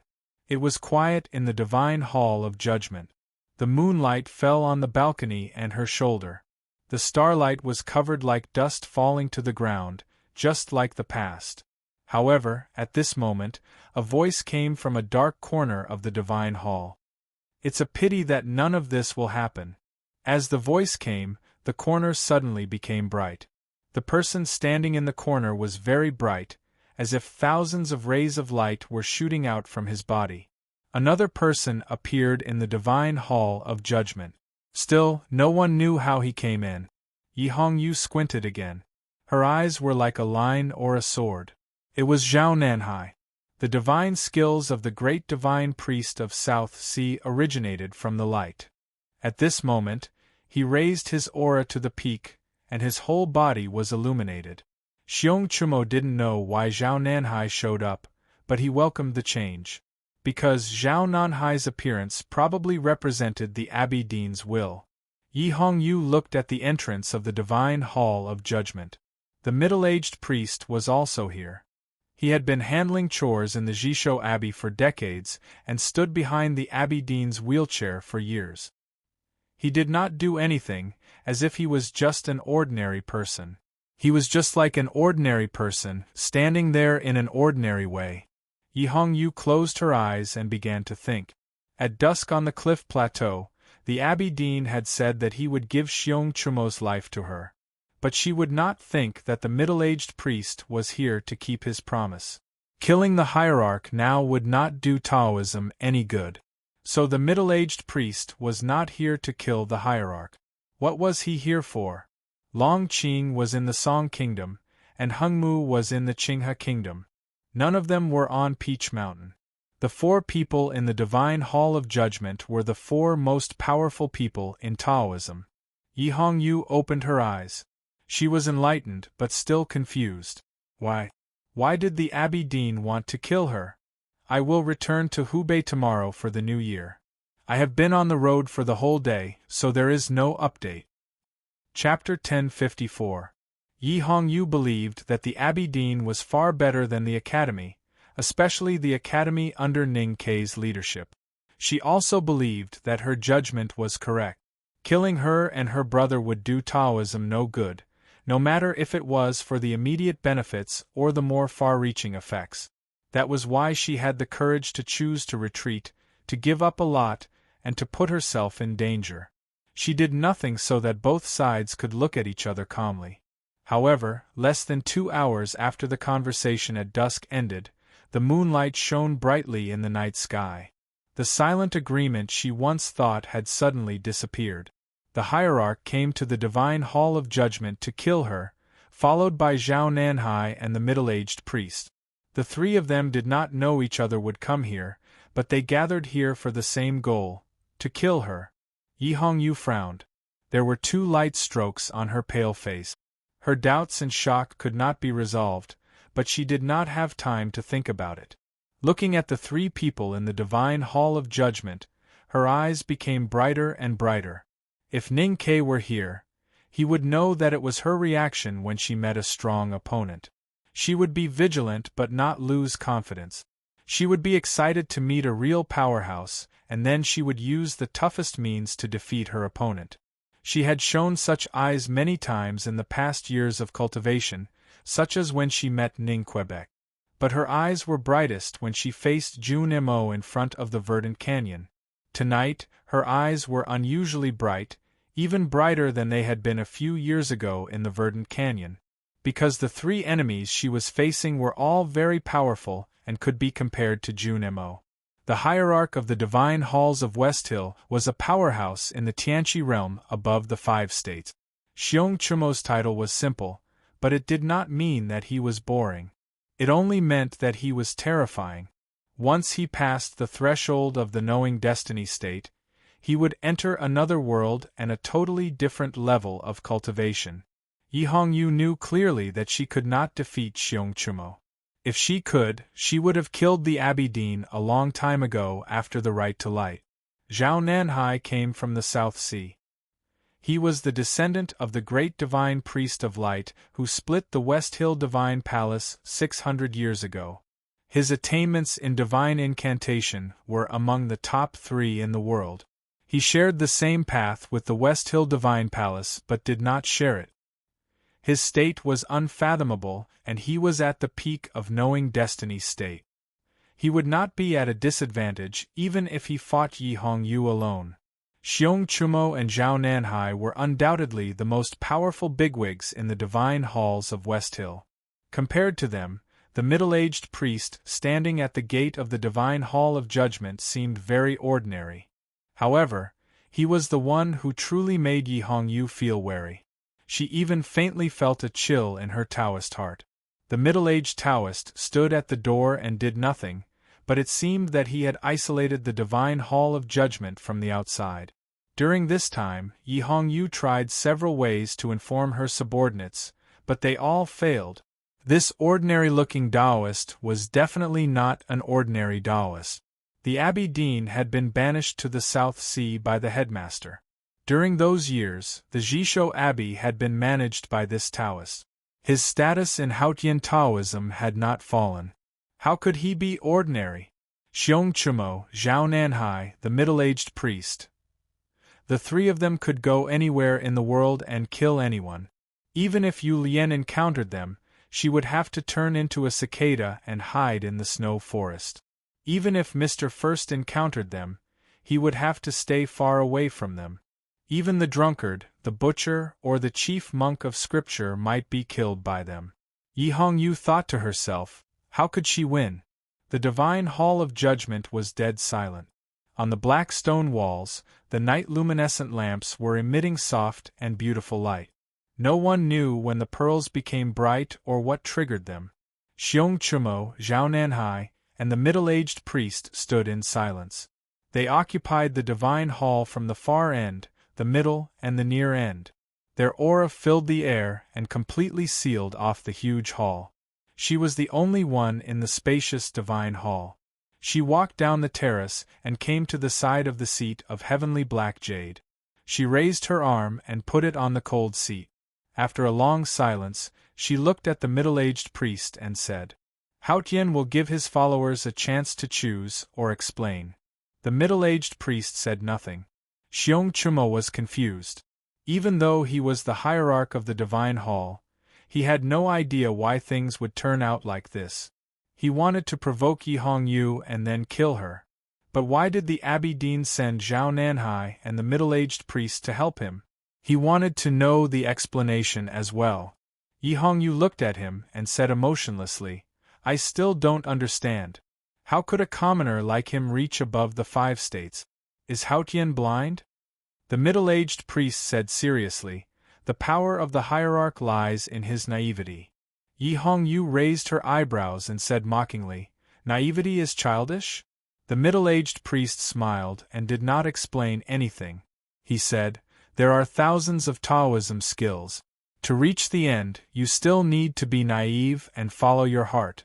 Childish or even cruel, they have nothing to do with each other. Naivety, Yi Hongyu pondered and looked at Xiong Chumo. She said, you are rotten from body to heart. You are stupid and stubborn. You believe in what you believe and listen to what you believe. Can such naivety bring you power? It is said that Chun Pippi is a rare genius in Haotian Taoism. Is it because of this? The middle-aged priest thought for a while and said, Pippi is optimistic but knows his destiny. I think it is different. Yi Hongyu looked at his eyes and said, I don't care how naive or stupid people know their destiny. I only know that the Abbey Dean said he would give his life to me. But now it seems that he is going to do the opposite. The middle-aged priest said calmly, maybe one autumn, the Abbey Dean will help the hierarch Lord return to Haotian's divine kingdom and meet you there. This is also a way to send him off. Yi Hongyu said, Sending him off after his death is a sacrifice. The middle-aged priest said, sacrifice is also a way to send him off. Yi Hongyu remained silent. When a figure like the Abbey Dean started to play tricks like a child, there were probably not many people in the world who could be his opponent. Then, please explain to me. She looked at the middle-aged priest and said seriously, please give me a real explanation. She couldn't accept ending up without knowing the cause and effect. The middle-aged priest said, sorry, I can't tell you. Yi Hongyu looked at Zhao Nanhai. Zhao Nanhai, who had been silent since he entered the divine hall of judgment, finally said, sorry, I don't understand. Finally, she looked at the hierarch. Then, come on. Thousands of miles away from the West Hill, there were countless fertile fields and poor villages, as well as towns. It was not night yet. Under the sunlight, the remaining snow in Chang'an looked like a blank piece of painting. The remaining snow on the city wall was more well-preserved and looked like a piece of white paper that had not yet been written. On the southern city wall there were a few ink spots on the white paper. They were tents and temporary wooden houses. There were 2 earthen stoves outside the houses. Steam rose from the stoves. The ash was darker than the snow, so it must be very hot. Ning Ke squatted beside the stove and stared at the hot ashes, waiting for the moment when the roasted sweet potatoes were completely cooked. However, he subconsciously thought of the 2 solitary graves outside the city, the 2 urns in the graves, the 2 handfuls of ashes in the urns, and the person who used to hold the ashes. Therefore, he inexplicably felt sad and stood up to walk to the wall. Standing behind the city wall, he felt a little lonely. He did not like this feeling, nor did he like to show this feeling to the sergeants behind him. So he tried to look far away and did not want to rub his eyes. The scenery inside the city wall was the streets and alleys of Chang'an City, as well as the people in the street. He thought that this kind of city scenery was lively and could dilute his emotions. However, when he saw the Yanming Lake in the distance, he realized that this hope was just wishful thinking. The old brush pen shop was hidden in the messy streets of the eastern city and could not be seen at all. This made him even more depressed, and he could only hope to see changes in the situation as soon as possible. After killing thousands of people and staining the Sisui red, he finally won the chance to negotiate with Haotian Taoism and the possibility of buying time. Only then could he send the 2 paragraphs to Peach Mountain. A paragraph for the Abbey Dean and a paragraph for Yi Hongyu. These 2 paragraphs seemed simple, but in fact, he had used all his effort and experience in his 2 lives. All the information from the Academy and the Tang Imperial Court could only be used as footnotes to these 2 paragraphs. He naturally had high hopes for the effect of these 2 paragraphs. He was waiting for the good news from Peach Mountain, but he could never imagine what he would be waiting for. After all, he was not Sang Sang who could calculate everything. He was just an ordinary person. Chapter 1055. Ning Ke was just an ordinary person. Then why was he so confident that the 2 paragraphs he said would have a corresponding effect and would not disappear with the wind? Because the 2 paragraphs had nothing to do with psychological warfare. What he told the Abbey Dean was the knowledge of his last life, and what he told Yi Hongyu was the experience of this life. No matter how he calculated, he could not find any loopholes. No matter how he looked at it, it was right and it would work. More importantly, it was his understanding of the Abbey Dean and Yi Hongyu. He believed that he would be able to convince someone like the Abbey Dean and someone like Yi Hongyu. One of them would definitely be convinced by him. If he could convince the Abbey Dean, the human world would be under his control. That would be the best. If he could convince Yi Hongyu to split Taoism, the Academy would definitely win.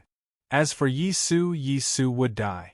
Yi Hongyu would probably think that he was a cold-blooded bastard. Or had she already thought of this, but she still had to pin her hopes on the Academy? Ning Ke stood by the city wall and looked at the Yanming Lake in the distance. Snowflakes fell from the sky again.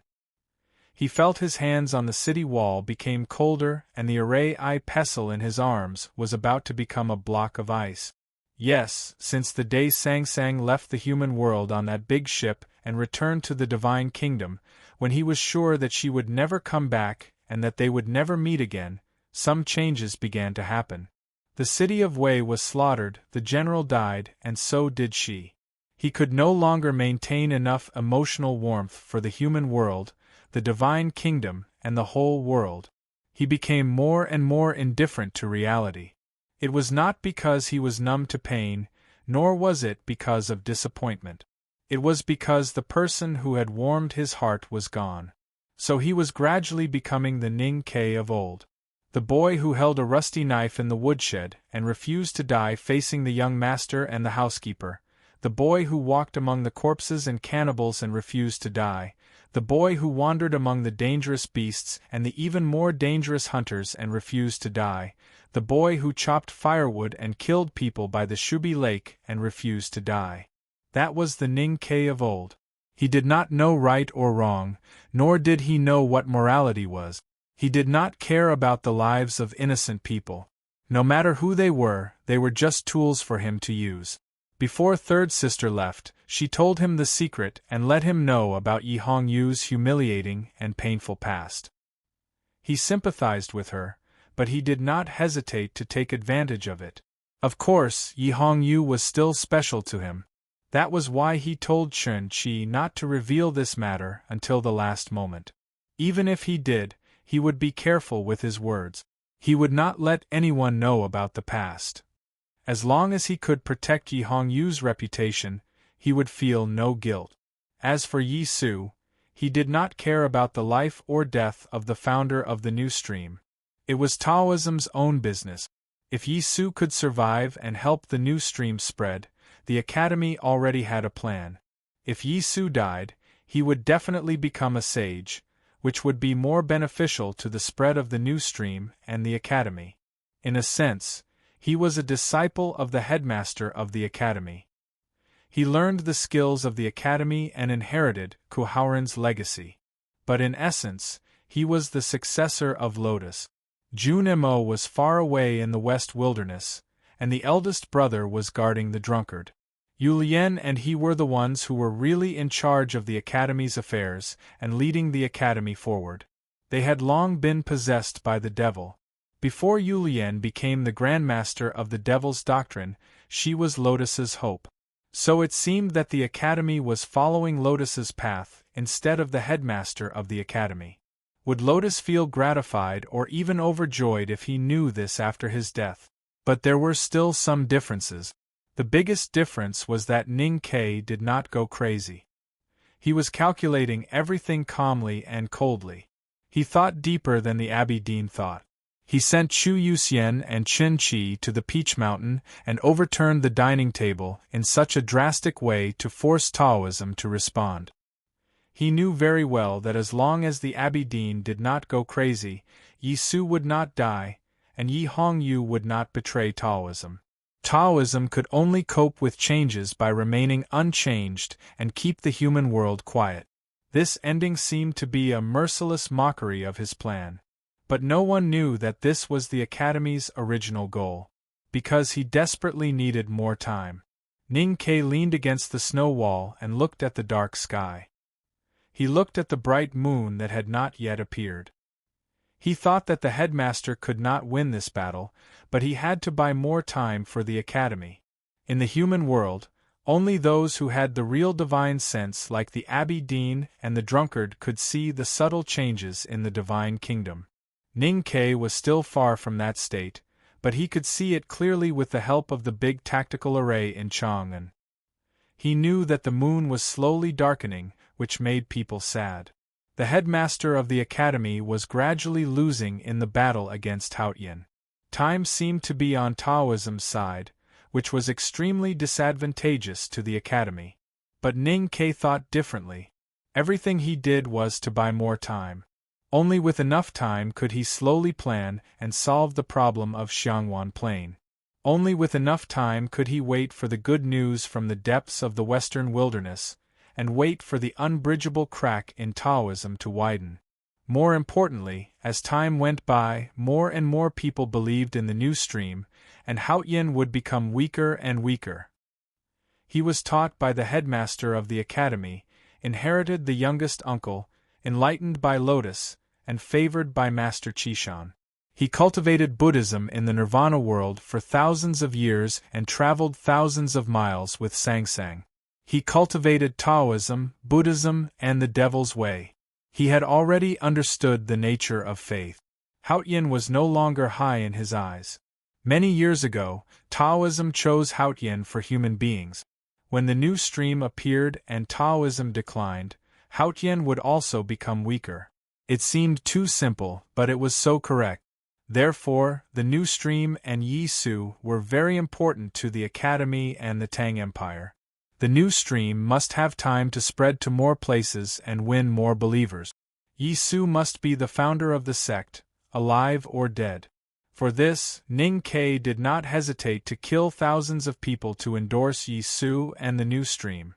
But intentionally or unintentionally, he did not comment on how Taoism would deal with Yi Su.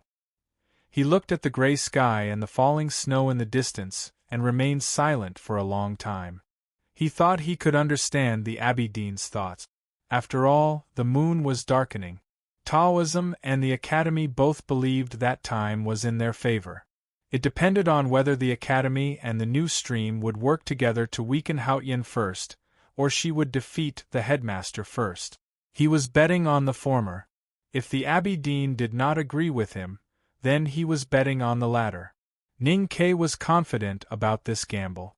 That was because Haotian Taoism chose Haotian on behalf of human beings countless years ago, but in the end they placed all their hopes on Haotian. Unlike the Academy, Ning Ke pinned his hopes on the Tang Empire, Yi Su and the new stream. All of them placed their hopes on the human world. Hope was in the human world.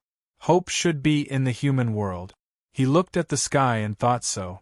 There was a mountain outside Lincoln, and a small building suddenly appeared on the mountain. It was autumn. After winter, the wind and snow came, and so did the crowd. Hundreds and thousands of devout followers of Haotian knelt at the foot of the mountain and kept kowtowing to the small building. Naturally, no one dared to cross the line of defense of the cavalrymen of divine halls. The new emperor died, and the sword garret collapsed. The subjects and people of South Jin had experienced too many things this year. Watching the war about to break out and the powerful northern neighbor about to die, the people were naturally depressed and nervous. Therefore, the small building, which was said to be the home of a living immortal, became the object of their worship. The two people in the building did not know about these things. Even if they knew, they would not care. Because of their status in the human world, it was not exaggerated to say that they were immortals. The drunkard leaned against the railing and drank. The snow on the railing was swept away by his sleeves, and some stained his clothes. Together with the leftover wine on his clothes, it was a strange and intoxicating smell. The eldest brother stood on the cliff outside the building, looking at the east in silence. A few days ago, the secret guards of the Tang Empire sent some bad news. Something might happen in the kingdom of Song, and some people from Taoism had already arrived there. He wanted to go there and have a look because Yi Su was there, but he could not leave because the drunkard was there. The drunkard should have been there, but he was drinking alone in the small building because of him. He could not travel alone. This was the most important agreement between the eldest brother and the drunkard, and also between the Academy and Taoism. No one could violate it, or it would be a war. If he and the drunkard did not return to the human world, there might still be hope for the human world. Chapter 1056. Firstly, I didn't update today. Recently, I haven't updated anything. I've been saying in the comments section that I don't want to be an eyesore. But today is an exception. Tomorrow is Chinese New Year's Eve, and I want to wish everyone a Happy New Year. In the past few years, I've had to take 10 days off during Chinese New Year. This year is no exception. Because of my health, I've been working intermittently for the past 6 months. The good thing is that I've quit drinking and playing less, so I have more time. Therefore, I don't think I'll be taking leave this year. Although it's Chinese New Year, I'll still write when I can. Yep, I'll try my best to update tomorrow. I really want to try working on Chinese New Year's Eve. At that time, perhaps everyone will be busy, but there will always be people who are as free as me. Chapter 1057. Neither of them moved. That was the biggest reason between the academy and Taoism. The drunkard was drinking in the small building, but his eyes were fixed on the east. The eldest brother was standing on the edge of the cliff and looking at the east. They both knew what was on each other's mind. They both wanted to go to the kingdom of song, but they could not because it would be a problem for either of them. They could not leave the small building, so they could only drink or look into the distance. It was a bit boring. After a long time, they had to chat to kill time. Killing thousands of people. Ning Ke is good at chatting. That's why he is qualified to talk to Taoism, and those on the Peach Mountain have to listen to him patiently. But there is a problem. The drunkard raised his arm and wiped the wine on his lips with his sleeve. He said, I can keep you here and force the Tang to not act rashly. That's because I have seen too many deaths and I have no love or hate for the human world. Ning Ke is not the butcher or me. He has not experienced countless deaths and lives. How can he not love or hate the human world? If he cannot make people believe this, how can he threaten the Abbey Dean? The eldest brother was silent. He remembered many years ago, when he stood behind his headmaster in the back of the mountain of the academy and looked at the boy in Chang, and who was born with knowledge. He remembered his headmaster's judgment. Youngest brother is a guest. He has been a guest in a foreign land for decades. Maybe he will develop some affection. But if the foreign land is not kind to him, then the affection will be easily torn apart. He said, others may not know, but the Abbey Dean must know this. Since Haotian has left the human world, the youngest brother will not love or hate the human world. How can the Abbey Dean not be afraid? The drunkard was silent for a long time. Then he said, even so, even if he can make Taoism listen to him, what can he do? The best result is to buy some time. The eldest brother said, it is already a great thing to buy some time. The drunkard tied the flagon to his waist and said indifferently, buying some time can't change the situation. The situation in the human world has been settled. You should know that the moon is darkening. Time is not good for the academy. Taoism can wait, but how can you? Or are you just trying to find a way to kill me and the butcher?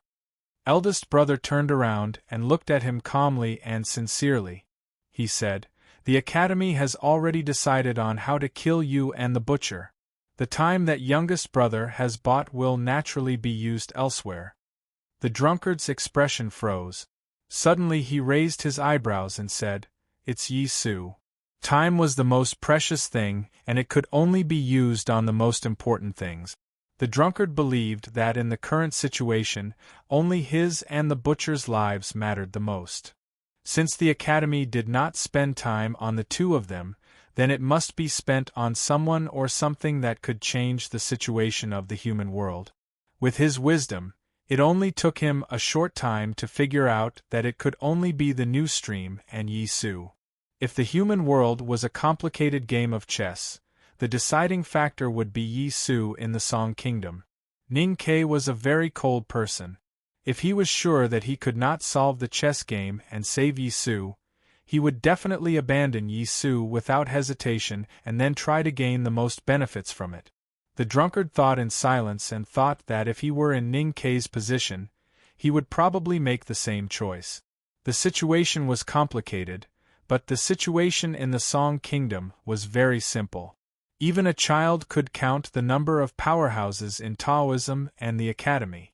If Taoism really wanted to kill Yi Su at all costs, the academy could not stop it, because Yi Su did not choose to go to Chang and to accept the academy's protection. Youngest brother talked to the Abbey Dean because he wanted Yi Su to live. The eldest brother looked at the drunkard and said, He believed that he could persuade the abbey dean.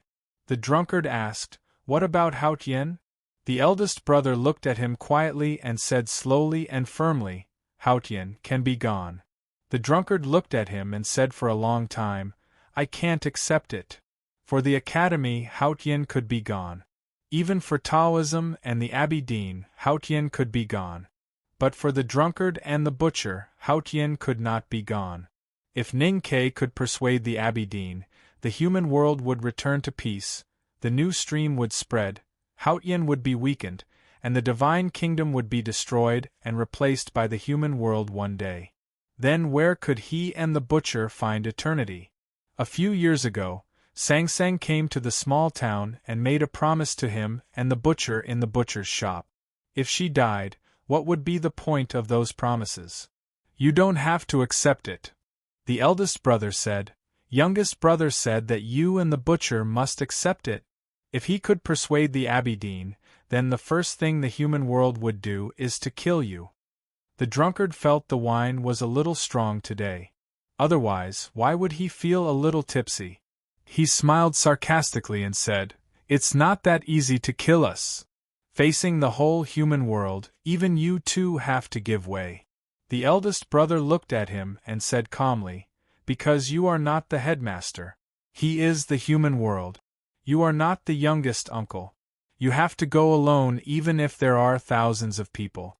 You will give way to him and hide behind the Taoist tree to see what the human world will choose. This is actually acceptance." It was a judgment that came from the eldest brother's heart. He never lied, which was even more powerful. It was like a rough knife chopping on the drunkard's head. The drunkard did not know if he was in pain. He only knew that he was speechless. Therefore, the human world is now waiting for the abbey dean's choice. The eldest brother said at last. The eastern sky of Lincoln was covered with a layer of dark clouds.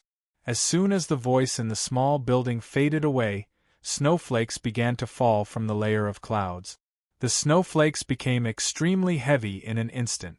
Through the flying snowflakes, the drunkard looked at the Peach Mountain in the distance. After a long silence, he said, "Maybe Ning Ke has really succeeded."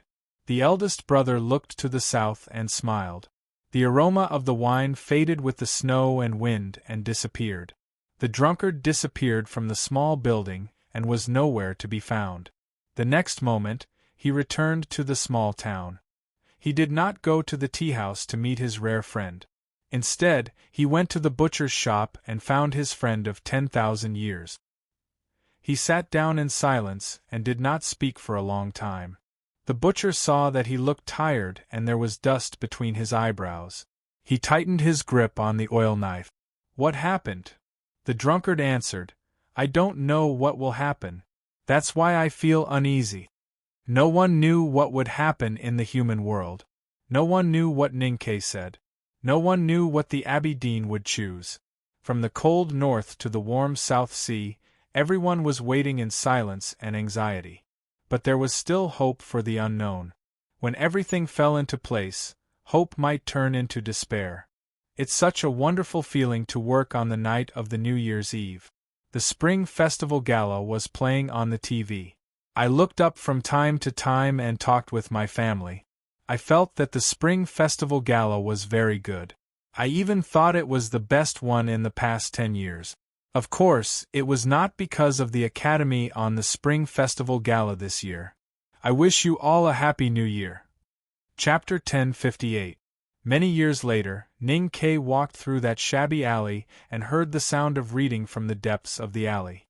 He listened to the familiar voice explaining history to the children and felt very emotional, because it happened to be talking about the things that happened in a certain winter.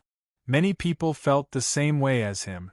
Every time they recalled that winter, they would feel a little unwilling, a little sad, but also a little lucky. Their emotions were very complicated. No matter what kind of emotion they had, that winter would definitely be a winter that the human world would never forget. Because in that winter, the human world seemed to be only a step away from peace. In the war between the Academy and Hao Tian Taoism, there seemed to be infinite hope in front of them. On the desolate wilderness, snowflakes danced wildly. The Tang army camp thousands of feet away became very blurred. As for the Tang General Huang, no one knew where he was. Ada squinted his eyes. His childish face occasionally flashed with some ruthlessness. His slightly blue lips moved slightly as he kept silently praying for the Tengri heaven. He had been waiting for a long time in the wilderness of wind and snow, but he did not make a move. At first, it was because he sensed the destructive arrow intent from thousands of miles away in the south. Now he did not make a move because of the fleet that was slowly approaching from the depths of the wind and snow. The National Master who was patrolling the grassland left Helan City and came to the Chiching village. No one knew what he was here for. No one dared to disobey him, not even Ada. Although he was a gift from the Tengri heaven to the grassland, he was also a nominal disciple of the National Master. The fleet stopped in the snow. The National Master's weathered and calm voice tore through the wind and snow and entered Ada's ears. What the Tangs want most is to see us lose our minds. Ada looked at the Tang army in the opposite wind and snow and said, "I can kill him." The National Master's voice sounded again. "At that moment, you will also be killed." Ada said firmly, "You are here. I am not afraid." He was opposing the National Master's will. In fact, he was expressing his utmost respect for the National Master. He firmly believed that as long as the National Master was here, the iron arrow from the south would not be able to hurt him. Even after the right to light, no one knew exactly how high the state of the National Master of the Golden Tribe was. Especially after the rain this spring, no one knew if the grassland powerhouse who served the Tengri heaven devoutly had any improvement. Under the premise of his vigilance, together with the dozens of powerful grassland high priests, Ning Kei's iron arrows might really be stopped. Ada felt that he should be braver in this situation. He wanted to kill the Tang general and lead the cavalry to crush the Tang army. Only in this way could he inflict pain on the person in the far south. The imperial tutor was silent for a moment before replying to his disciples' trust in him. "The problem is that we don't know where she is." Yes, this was the biggest problem. Although the iron arrow pointing at the grassland in the distant south was terrifying, as long as one was prepared, one could always find a way to deal with it. As long as one controlled the state or the output of psyche power, the iron arrow could not affect this place at all. But what about the other person? That person was born and grew up in the wilderness. Although he had disappeared for decades, as long as he was still alive, he would be the most legendary powerhouse on the grassland and the most horrible demon. Lin Wu, the Grandmaster of the Devil's Doctrine, the 23-year cicada cultivation, the third sister of the Academy, Yu Lian. No matter what her name or identity was, she would always be the most feared person of the grassland barbarians. In recent years, it was rumored that she was in the eastern wilderness. Therefore, the powerhouses of the Left Tent Palace were gradually declining, and almost all of them were killed by her. Therefore, the National Master and the 13 priests had been guarding outside the city of Helan. This winter, the National Master finally left the city of Helan and came to the field in the south. No one knew what he was here for, but everyone knew that it must have something to do with Yu Lian. Ada understood. He looked at the Tang army in the south unwillingly and turned back. He walked into the carriage and retreated to the city of Wei with his teacher. "I heard that the Divine Hall is negotiating with the Academy." "Yes." "So there can be no war for the time being." "Yes." "Peace? I hate this word." "That's for Haotian to decide." As the master and disciple conversed, the carriages moved further and further away. Not long after, they disappeared into the depths of the wind and snow. Still, no one knew where the imperial advisor was going or what he was going to do. However, everyone knew that the imperial advisor was waiting for someone to appear. He was waiting for the arrival of the iron arrow. Naturally, he was also waiting for Haotian's choice. Haotian decided everything in the human world. To put it simply, it was preordained. There was a sense of helplessness in the word, but also the calmness of obedience. However, Sang Sang had already left the human world. How could she tell her will to the billions of believers?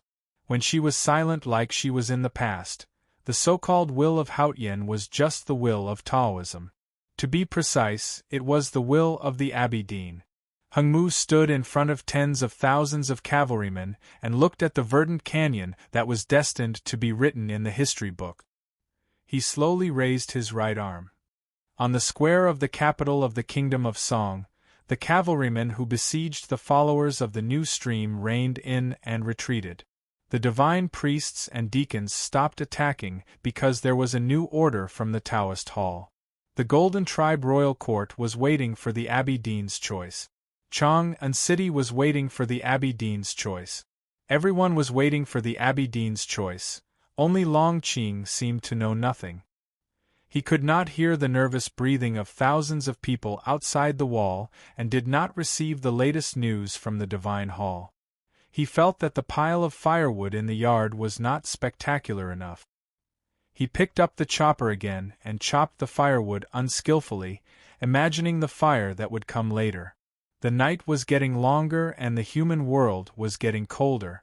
The warm West Hill Divine Kingdom also had a few heavy snowfalls this winter. The cliff plateau was covered with residual snow. Under the moonlight, the traces of the wheelchair were very clear. The middle-aged priest stood behind the wheelchair and looked solemn. He thought that Haotian Taoism could solve Ning Kei's situation by remaining unchanged. But it seemed that the Abbey Dean did not think so. Ning Kei only wants Haotian Taoism to suppress the enemy? But it doesn't make sense. The middle-aged priest looked up at the bright moon in the night sky and thought about the possible battle in the distant Divine Kingdom. He frowned and said, "The headmaster of the academy is getting darker. The longer we delay, the more disadvantageous it will be for the academy." The Abbey Dean sat in the wheelchair and looked at the world under the moonlight. He was calm and silent. The middle-aged priest suddenly understood and said, "So this is what he wants too." It was related to the root of faith. He could only vaguely understand it, but he could not explain it clearly. As he said this, the temperature on the cliff plateau suddenly dropped and the cold wind blew. The bright moon was still in the sky, but snow fell from the clouds somewhere. The snow came very quickly and the thick snowflakes fluttered in the air. It did not take long for the cliff and the wheelchair to be covered with a layer of snow. The Abbey Dean was also covered by the snowflakes. The words that came out of his lips suddenly became colder after being soaked by the snowflakes, just like the meaning in his words. He wants to talk to the world. I also want to know what he wants to talk about. Unfortunately, he has been imprisoned in Chang'an for half a year. He thought he understood everything, but he was wrong after all. The Abbey Dean said, "He can't see clearly himself or Yi Hongyu. Most importantly, he can't see clearly what kind of situation the human world is in now." The middle-aged priest said, "He doesn't stand high enough, so he can't see far enough." There was no one in the human world who could stand as high as the Abbey Dean. The middle-aged priest pushed the wheelchair toward the cliff plateau. The wheelchair left 2 deep marks on the snow, which were then broken by new footprints. It was like the fate line of the human world. The story Ning Kei told me was very interesting. In the words of the Academy, very interesting means very meaningful. It is indeed difficult to convince people, but at least it can be used to scare people. The Abbey Dean said with a smile, "The problem is that there is no God in his story. There is no God in that world. But in our world there is Haotian." The middle-aged priest's expression became more and more solemn. His footsteps became heavier and heavier. The footprints on the snow became deeper and deeper, as if they were going to be deeply carved into the cliff stones. Haotian, of course, was the most serious topic. Of course, as I said before, I have to agree with the Academy's judgment. So do I. Taoism will definitely fail, and Haotian will eventually perish. The Abbey Dean's smile suddenly disappeared. He was expressionless, but the emotions in the depths of his eyes became extremely complicated. At first, he was confused and even afraid, but eventually, he became calm. But so what?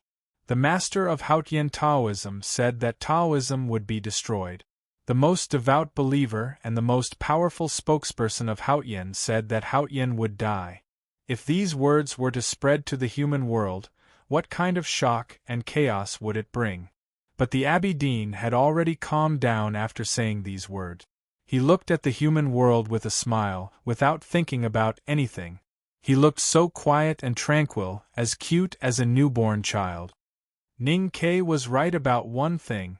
Taoism and the academy, the headmaster and I, in a sense, are indeed the same people.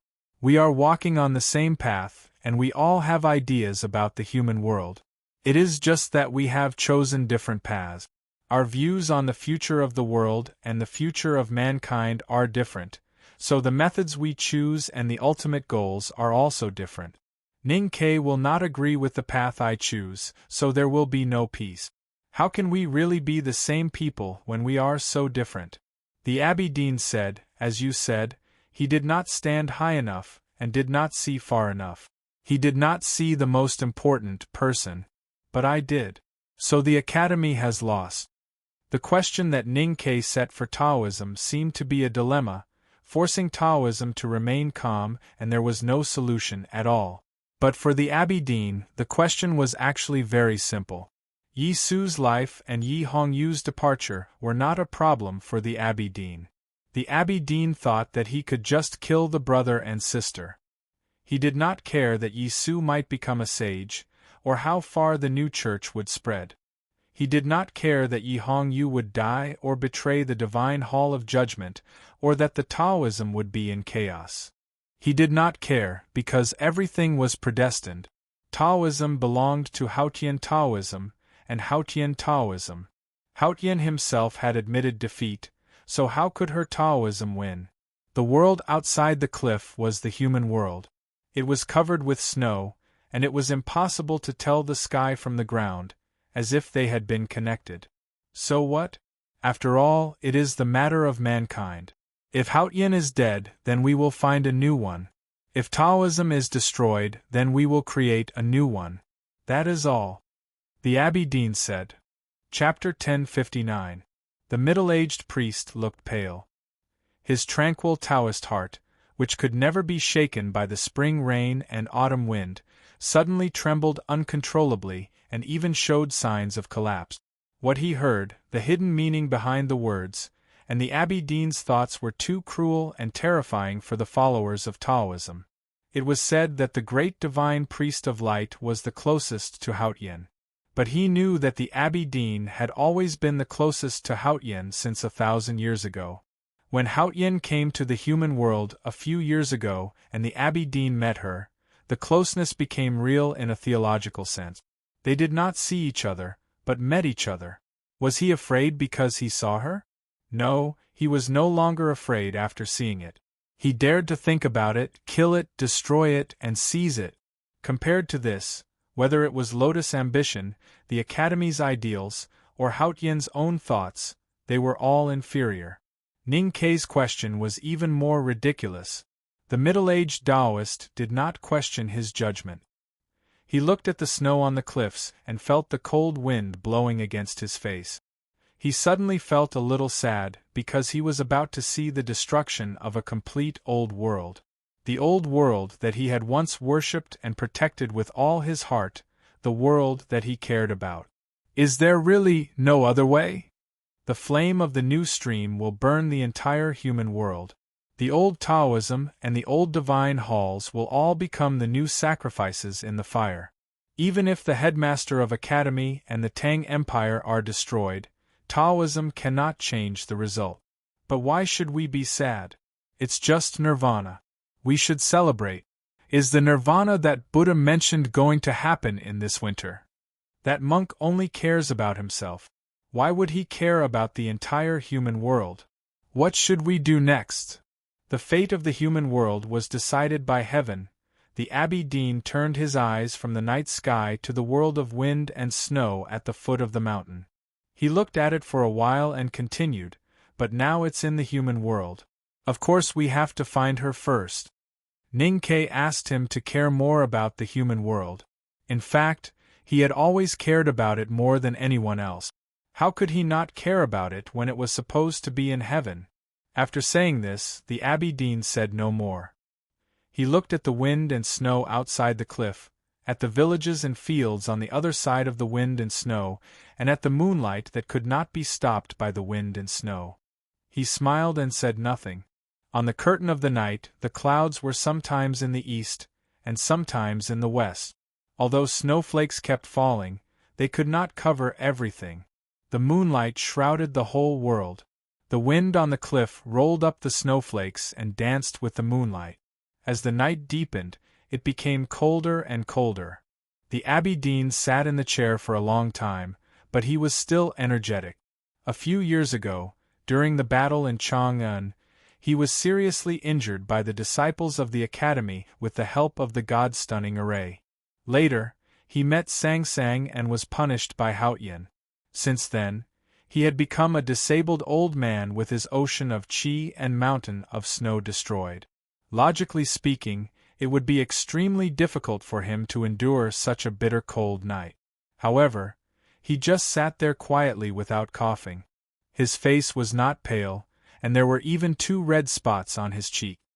His expression was always so calm.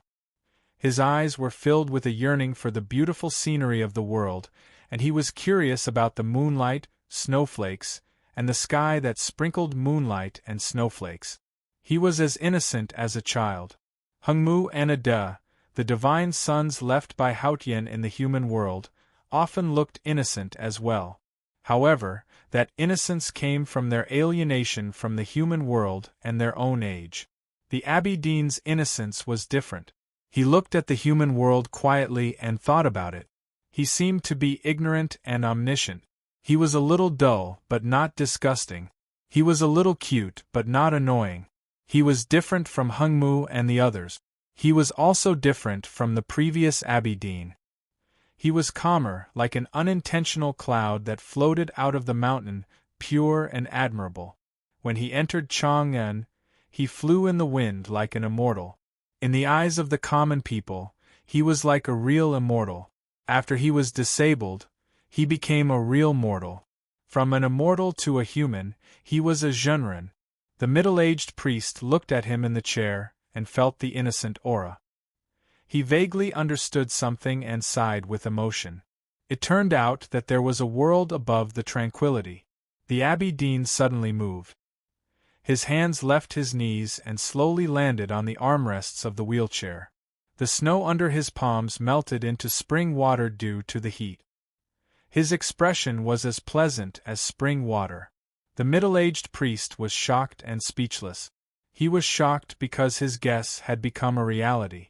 It seemed that the guess that excited him was about to become a reality. The middle-aged priest's hands on the wheelchair trembled a little. The Abbey Dean's scheme was broken by the academy and his people were hurt in Chang'an. However, it was Haotian who really turned him into a mortal. What did this mean? The Abbey Dean stood up and left the wheelchair. It was like the action that human beings had done tens of thousands of years ago. The snowflakes mixed with the moonlight fell slowly on the cliff plateau. The cold wind kept blowing, making the Abbey Dean's indigo Taoist robe flutter. However, it could not mess up his white hair. "Look, it really looks like a dog." The Abbey Dean looked at the night sky and said slowly. The middle-aged priest did not understand what the Abbey Dean meant. He also did not know that 20 years ago, the headmaster of the academy raised his cup to the sky and said something that sounded different but actually had the same meaning. After saying this, the Abbey Dean clasped his hands behind his back and walked down the cliff in the wind and snow. His indigo robe fluttered in the wind and snow. In the deep night, he left Peach Mountain and disappeared. Looking at the footprints left by the Abbey Dean, the middle-aged priest was silent. The Abbey Dean had already walked down Peach Mountain. All he could see was his back view and his heart filled with awe. After a long time, he came to his senses. He looked at the wheelchair and smiled. He pushed the empty wheelchair to the edge of the cliff and pushed it down.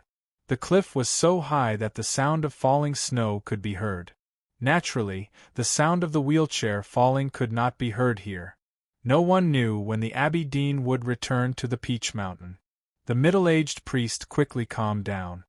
He was a true powerhouse of Taoism, and he had absolute confidence in the Abbey Dean. Taoism had existed for countless years and had produced many great figures. They had contributed a lot of wisdom to mankind. For thousands of years, the glory of the human world seemed to be concentrated on the headmaster of the academy and the headmaster of the academy. But Taoism was still Taoism, and the Abbey Dean was still the Abbey Dean. The middle-aged priest left the cliff plateau and went to the Divine Hall of Revelation. No one knew what he said to Zhao Nanhai in the Divine Hall. But then Zhao Nanhai silently followed him to the Divine Hall of Judgment. At that time, the hierarch had already arrived. Looking at the woman wearing the divine robe of judgment on the terrace, the hierarch admired her. She walked to the seat of heavenly black jade in the moonlight and bloomed like a flower of blood. He had always admired her. He had liked her since they were little. But he had to kill her today. The Abbey Dean had decided the life and death of her and her brother. Please give me a real explanation. Sorry, I can't say. Something went wrong when I logged in. I have to go to the village tomorrow, so I have no time to write. I hope everyone has a good time and drink less. Chapter 1060. The 13th of February had to be a very important day. The academy had 2 floors, and there were 13 disciples on the 2nd floor. Ning Ke was the 13th. The coming night was a story about idiot. There were a bunch of idiots in the academy, living happily, living like idiot. This year, I wasn't happy. I was just a little idiot. I perfectly fulfilled most of the promises I made to everyone before the new year. I only drank some wine on the 4th day of the new year. Other than that, I didn't touch a drop of alcohol. I didn't go out to play either. I didn't waste my time. However, I couldn't do anything. Since the 5th day of the new year, I basically stayed at home to recuperate. Well, what an indescribable failure. Looking back at the past 6 months, I really had a lot of feelings and annoyances. Tomorrow, I would resume updating. I didn't want to be so intermittent anymore. That would be too weak. I couldn't allow myself to be so weak anymore. Because I was strong and the stories I wrote were very good. I wanted to overwhelm everything. I used the words I wrote many years ago when I wrote about Ingxiu to encourage myself. At the same time, I wanted to encourage everyone. No matter what kind of situation we encounter, we must not be depressed. We can't be depressed. We can only be lush. That is unbridled growth. If I were a fish, I would jump out of the sea. If I were a flower, I would bloom wildly on the other side of the shore. I would bloom everywhere and keep on blooming. I would be an idiot. This was probably what a weirdo meant. I just wanted to be that weirdo. If you pluck me and stick me in cow dung, will you thank me when I see the end? I don't think I will thank you. I thank you all. See you tomorrow. Chapter 1061. Yi Hongyu's calm voice was heard in the dim divine hall of judgment. She looked at Hierarch Xiong Chumo and slowly lifted her right hand from the seat of heavenly black jade, just like a ship leaving a southern port. Then, let's do it. There was no fear in her beautiful eyes. Her calm emotions revealed a strong self-confidence and an indomitable determination. Even this hopeless battle could not make her feel any despair. The hierarch, Zhao Nanhai, and the middle-aged priest stood at 3 different corners of the hall, looking at her in silence. Such a powerful team had no reason to doubt themselves. Even if the woman beside the seat of heavenly black jade was Yulian, they were confident that they could take her down.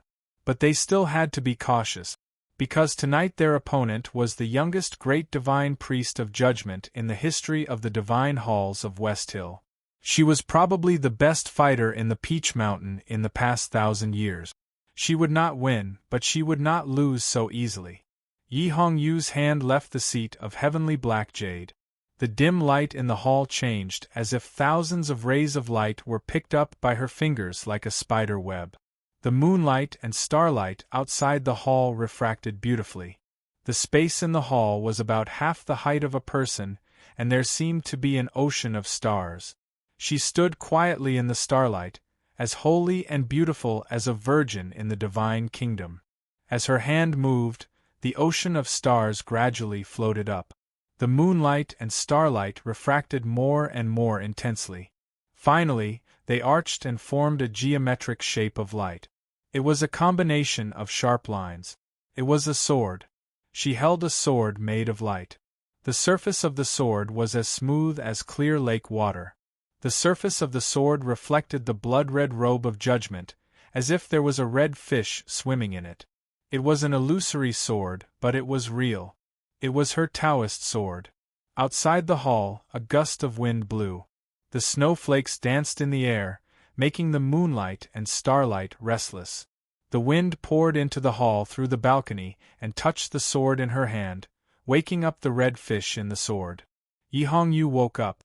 Her clothes were the first thing that woke her up. The blood-red divine robe of judgment trembled slightly, like a red flower in the morning that had absorbed too much dew. The red flower trembled slightly. She appeared in front of Zhao Nanhai dozens of feet away. Her first attack was on Zhao Nanhai. Maybe it was because the great divine priest from the South Sea was the weakest among the three. Zhao Nanhai was at the peak of the knowing destiny state, but he was still relatively weak. This fact could only make people feel even more hopeless. Tonight's battle in the Divine Hall of Judgment was a real battle between the strongest. For her, it was a losing battle. But she still wanted to give it a try, because she was not used to giving up before the battle was over. Just like what she had told Ning Ke many years ago, since they were going to fight, they had to win. Yi Hongyu floated in the sea of stars like a bloody flower. She did not think of anything but victory. She was so focused that it was terrifying. Her picturesque eyes were like mountains and rivers. Her black hair was like a waterfall, and she wore a divine crown that was as heavy as mountains and rivers. As the great divine priest of judgment, she carried the mountains and rivers with her. A green mountain and a stream of water came from the night sky. Even with Zhao Nanhai's cultivation base and Taoist heart, he could not help but feel shock. Zhao Nanhai wanted to evade, but his feet were rooted to the smooth floor of the Taoist hall like they were made of iron.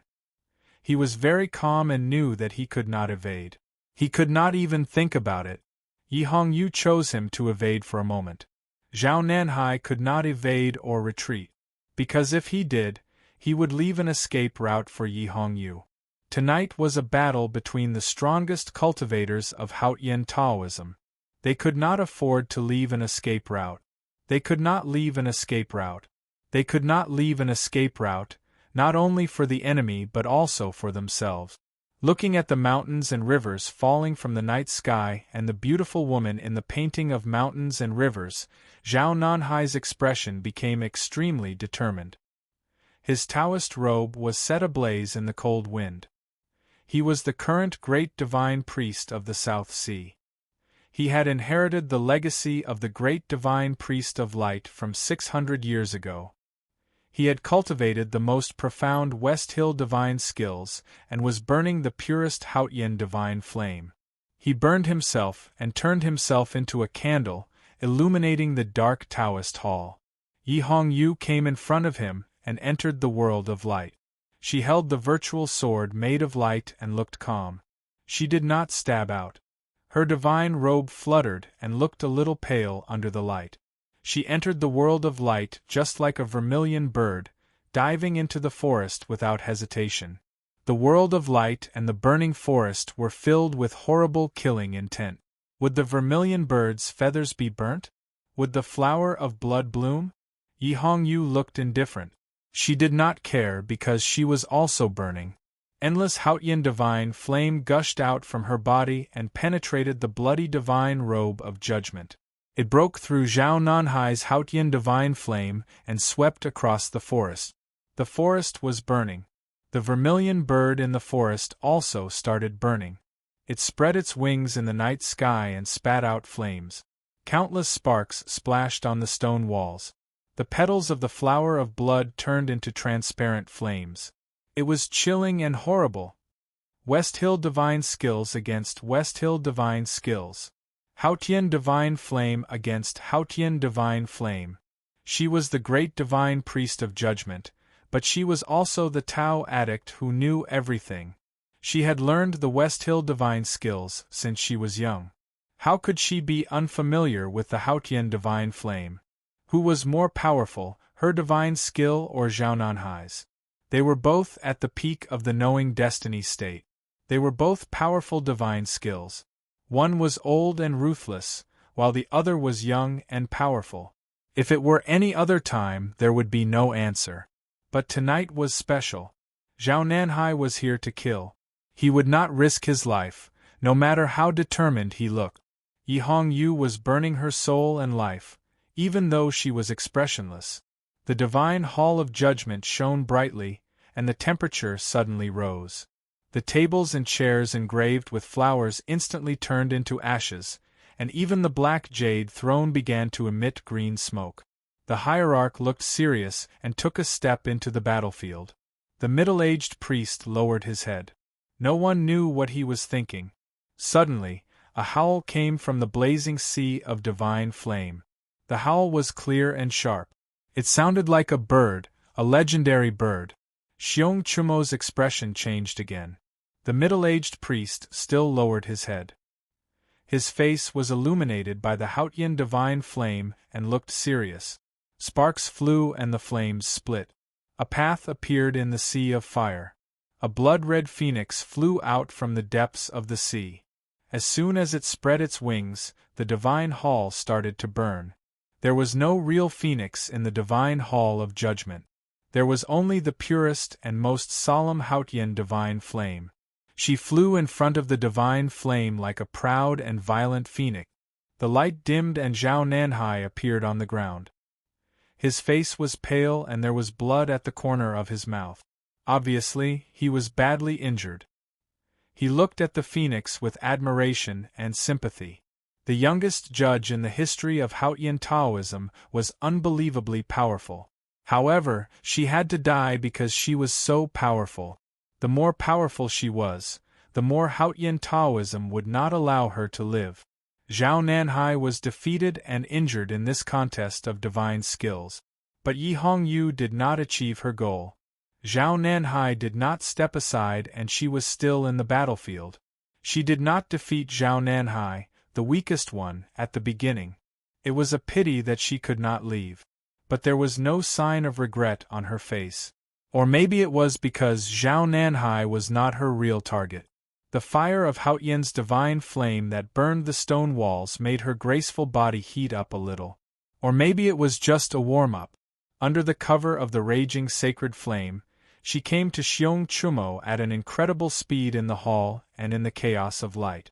Or maybe this was her goal. In the deepest part of her eyes, there were countless stars vanishing. It was hard to see what she was thinking.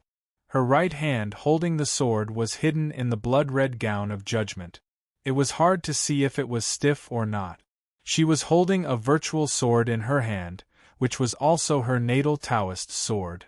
She did not use her sword when fighting against Zhao Nanhai. Now that she was here, would she use her sword or not? The next moment, her sword was still in the scabbard. The sword and the scabbard were both fake and real. The next moment, the scabbard was gone and the sword appeared in front of her. She used her sword.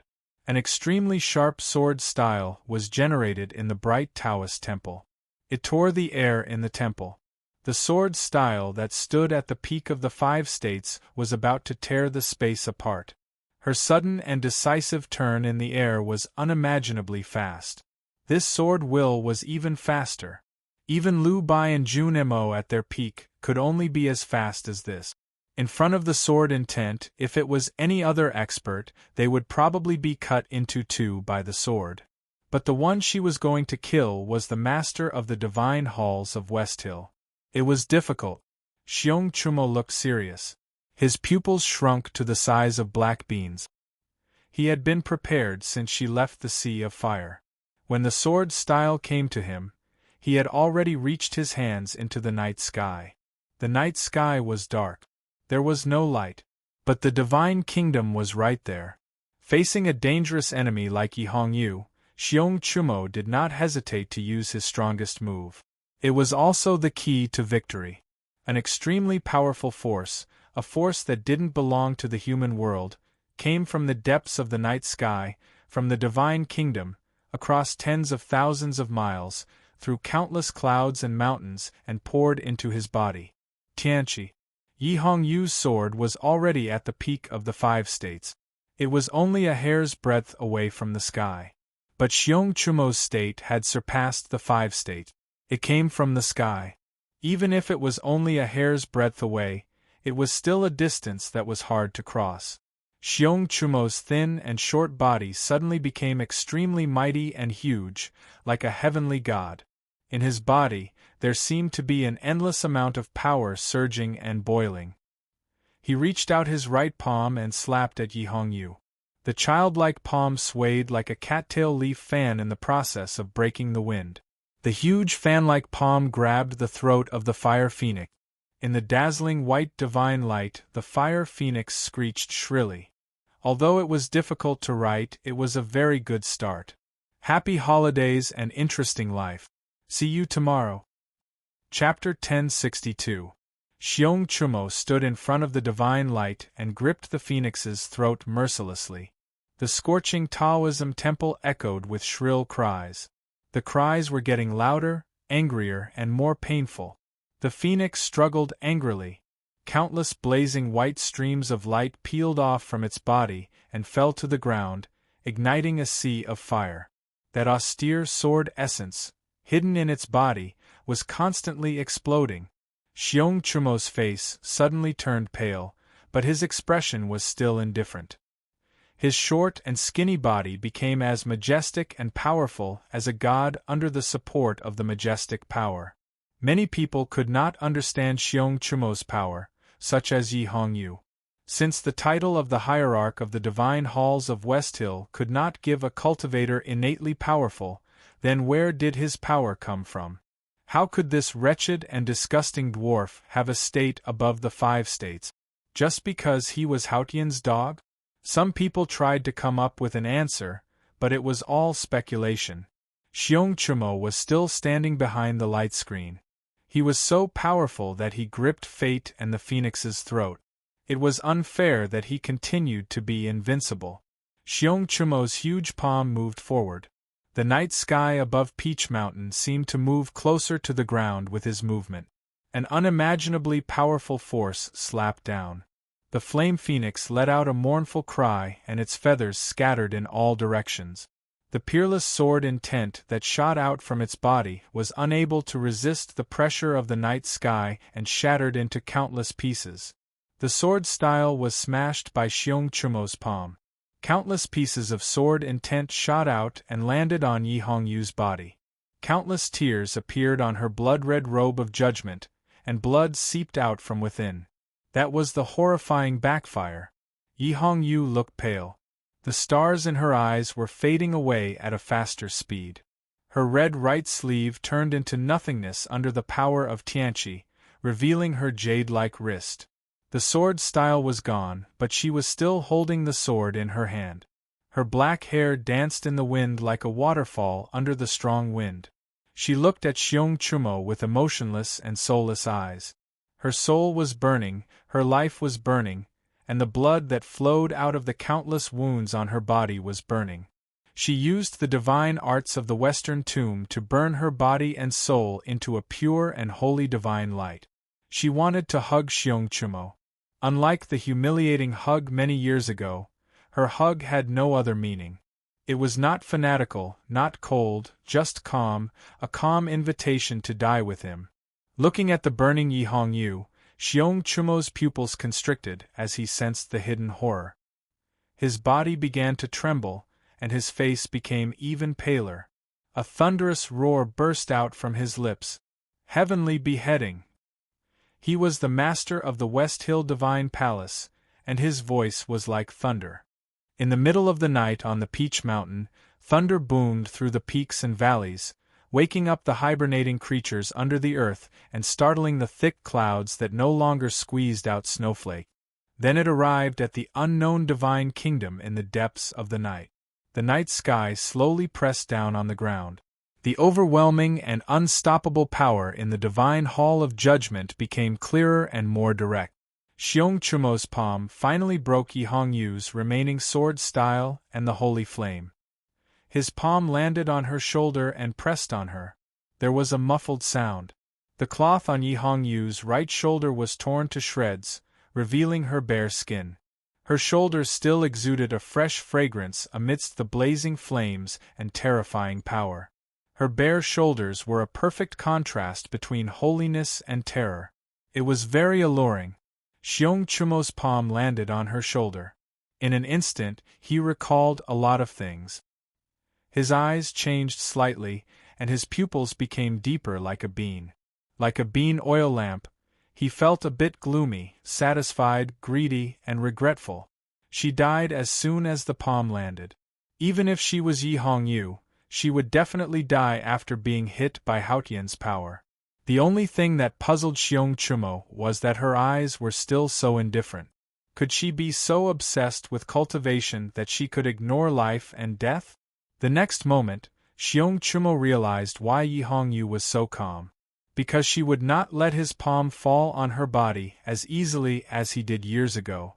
There was a wound on her right shoulder. Just like other parts of her body, it was dripping with blood. The gown of judgment was torn. However, under the blood, deep in the wound, there was a golden thread shining. This golden thread was the biggest difference between her and ordinary cultivators. There were countless powerhouses in the cultivation world, but she and Ning Kei were the real exceptions. They were the real ruthless ones. She was obsessed with cultivation. She was not crazy enough to ignore life and death, but she was crazy enough to turn her body into a sword. That was her real Taoist sword. The gown of judgment was torn. The scabbard was cracked. She, the sword, was officially unsheathed. The golden thread bounced up and danced gracefully. It landed on Xiong Chumo's palm softly. Compared to the giant palm, the golden thread was softer than the thinnest barnyard grass in autumn. But it was her natal life. It was tougher than the sharpest sword, unbreakable and indestructible. With a slight sound, a thin red line appeared on Xiong Chumo's index finger that was about to touch her shoulder. Blood flowed out from the line. Then the white bone was broken. Xiong Chumo's index finger fell off the branch like a ripe fruit. Xiong Chumo's face turned extremely pale. There was endless pain in the depths of his eyes. His thin face was filled with endless anger. Then, he became calm again. He kept pressing his palm down expressionlessly. Even if all his fingers were broken and his entire palm fell off, he would still slap Yi Hongyu to death, because this was the best chance. However, Yi Hongyu would not give him another chance. Yi Hongyu closed her eyes. Then, she withdrew all her sword style. The torn gown of judgment rolled up like a withered leaf and wrapped her body. Not a single trace of sword style leaked out. Even her vitality was gone. Just a moment ago, she was like a sword, but now she had turned into an ignorant and stubborn rock. Just like the moss-covered stones at the bottom of the Ming Lake outside the front gate of the Devil's Doctrine many years ago. There were 2 sword marks on those stones. Many years ago, those marks were made by Ku Haoran. Later, some new marks were made by her. Now, she turned herself into those stones. The wounds on her body were the same as the sword marks. What was she trying to do? There was no time to think or analyze. Xiong Chumo's palm finally fell on her shoulder. With a loud crack, her shoulder bones were all broken and blood gushed out. Xiong Chumo was confused. Zhao Nanhai was confused. They did not know why she would rather be seriously injured than to take the blow. At that moment, the middle-aged Taoist at the other end of the temple raised his head and took a look. She was like a real stone that was hit by the power from the sky. Speed was determined by power. She took the power that no one had ever taken before. Therefore, she could move at an unimaginable speed. Except for the distanceless state, there was no one else in the world that could move at such a speed. She flew in the divine hall of judgment.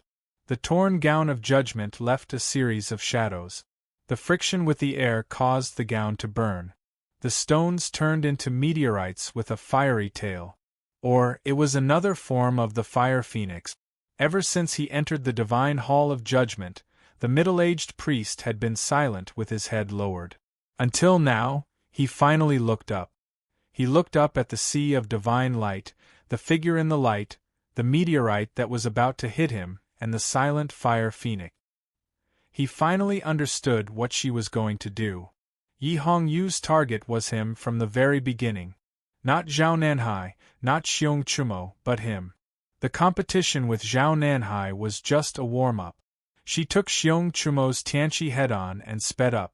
The two powerhouses attacked with all their strength, but Yi Hongyu was just borrowing the momentum. She didn't hesitate to suffer heavy injuries to adjust her state to the strongest, most violent moment. Why? Just to kill him? Yi Hongyu came so fast that the middle-aged priest only had to look up before she arrived. The fire phoenix burned the hall. The meteorite fell. Even the Abbey Dean could not avoid it. The middle-aged priest realized that the Abbey Dean had underestimated Yi Hongyu's ability. The young great divine priest of judgment was indeed a genius. Her attainment in divine incantation was even better than Zhao Nanhai's. She had cultivated her own body into a natal Taoist sword and turned herself into a stubborn rock. That was the legendary great divine priest of light who had comprehended the stone array tactics 1,000 years ago. The only one who knew the stone array formation was the queen of the great river kingdom. Where did she learn it? The middle-aged priest could not figure it out. But he had to catch her. Otherwise, the fire phoenix would fly out of the divine hall of judgment, break the Peach Mountain, and gain true freedom. Taoism would never allow that to happen. The middle-aged priest reached out his right hand and pointed with a finger. His movement was very slow. The fire phoenix came so fast that it was unparalleled. His movement was so slow, but it was faster than the fire phoenix. He looked serious, and his finger was extremely heavy. Know it and guard it, the natural stream. It was the unique skill of the Jisho Abbey, the natural stream magical finger. The middle-aged priest's natural stream magical finger was much more powerful than Chen Pippi's. With one finger, the world was at peace. The Haotian's divine flame in the divine hall of judgment was like a frozen flame, no longer shaking. The remaining power from the sky seemed to have sensed the meaning of the finger and calmed down. The fire phoenix's tail disappeared instantly. The raging meteorite suddenly showed its true face. How could the moss hurt anyone? The middle-aged priest used his most powerful skill. He came with the light and pointed with one finger. The fire phoenix screeched in despair. Yi Hongyu still looked indifferent, as if she did not care about anything. She held the sword and then drew it. The feathers of the fire phoenix scattered, but she did not care at all. The hall was full of energy and wind. The fire phoenix suddenly disappeared, leaving only her body. She stabbed the middle-aged priest with her sword. It was an ordinary sword, but it was the most powerful one. It was like an arrow hitting a heavy leather, or a stone falling into a deep pond. There was a sound, there was an echo, there was chanting. The middle-aged priest's finger and her sword finally met in the air. The wind stopped and the dust settled. The divine hall of judgment was quiet again. Several golden threads burst out from Yi Hongyu's body, and then floated down like real withered leaves. She held the virtual sword and stood in front of the middle-aged priest, expressionless. The divine robe of judgment was half open and rolled up to her waist, revealing her naked upper body. Blood dripped from her perfect curves. She was covered in blood and stood naked. She seemed to be in a mess, but she was actually very beautiful. It was a kind of divine beauty, holy beauty, pure beauty. But it was tempting. Seduction and holiness did not contradict each other, at least at this moment. Blood dripped from her body, fell to her feet, and flowed into the cracks in the stone floor. The crevices were gradually filled with blood, and then they began to glow like lines. In the sea of blood there was light. When the light shone, it was a confinement. The middle-aged priest's expression finally changed. Because he was in the center of the confinement. I think I can write more tomorrow, right? I feel like I am recovering quickly. Haha. By the way, Yi Hongyu's upper body was naked, and she was covered in blood. I can refer to some oil paintings. Of course, if it was an Oriental woman, it would be a good movie. Chapter 1063. In tonight's battle, Yi Hongyu would first fight Zhao Nanhai, then the hierarch, and finally the middle-aged priest. It was an arrogant choice, even if she was the arrogant Yi Hongyu. Because the three of them were too powerful, so powerful that she had no confidence to defeat any one of them. Her arrogance seemed ridiculous and hopeless. But what kind of person was Yi Hongyu? How could she do such a ridiculous thing? She did not know the meaning of hopelessness. Then what was the purpose of her 3 consecutive attacks? Yes, from the beginning until now, her goal had never changed. She had never thought of running away. She had never thought of leaving the divine hall of judgment. Not only did she not run away, she even wanted to catch the middle-aged priest. She wanted to exchange the middle-aged priest's life for another one. Undoubtedly, it was an arrogant idea or even a gamble, but she did it because she did not care about her own life, because she wanted that life, because she had the confinement. She did not have the right time for tonight's battle, because Haotian had abandoned her. She did not have the right people, because the Abbey Dean had abandoned her. But she had the geographical advantage. The geographical advantage was where her feet were standing. She was standing on a smooth stone floor. She was in the divine hall of judgment. She was the divine hall of judgment. Tonight, she turned the solemn divine hall into a confinement. The confinement was no longer the most powerful Taoism in the divine hall of judgment. It had become a real prison. The former great divine priest of judgment had used the confinement to lock the former great divine priest of light for over a decade. Tonight, she was going to imprison the middle-aged Taoist and suppress him. The middle-aged priest looked solemn. The natural stream magical finger disappeared. He waved his sleeves, and the purest and most authentic Taoism Xiangong fell on the light screen. The light screen rose from the ground, stained with blood. It was the confinement itself. His sleeves were like hammers, smashing the air above the divine hall of judgment. But the light screen was not shaken at all. Seeing this, the middle-aged Taoist's expression became even more solemn. Zhao Nanhai and the hierarch looked even more terrible. They rushed over. They finally understood Yi Hongyu's plan. Naturally, they could not let her have her way.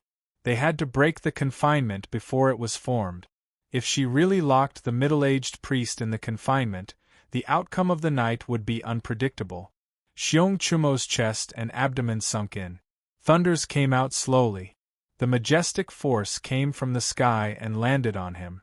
Then it went out along with the thunders and bombarded the confinement. Zhao Nanhai followed closely behind. His expression was solemn and his palms were soft and gentle. Haotian's divine flame once again burned fiercely as if it was trying to melt the confinement formation at the bottom of the hall.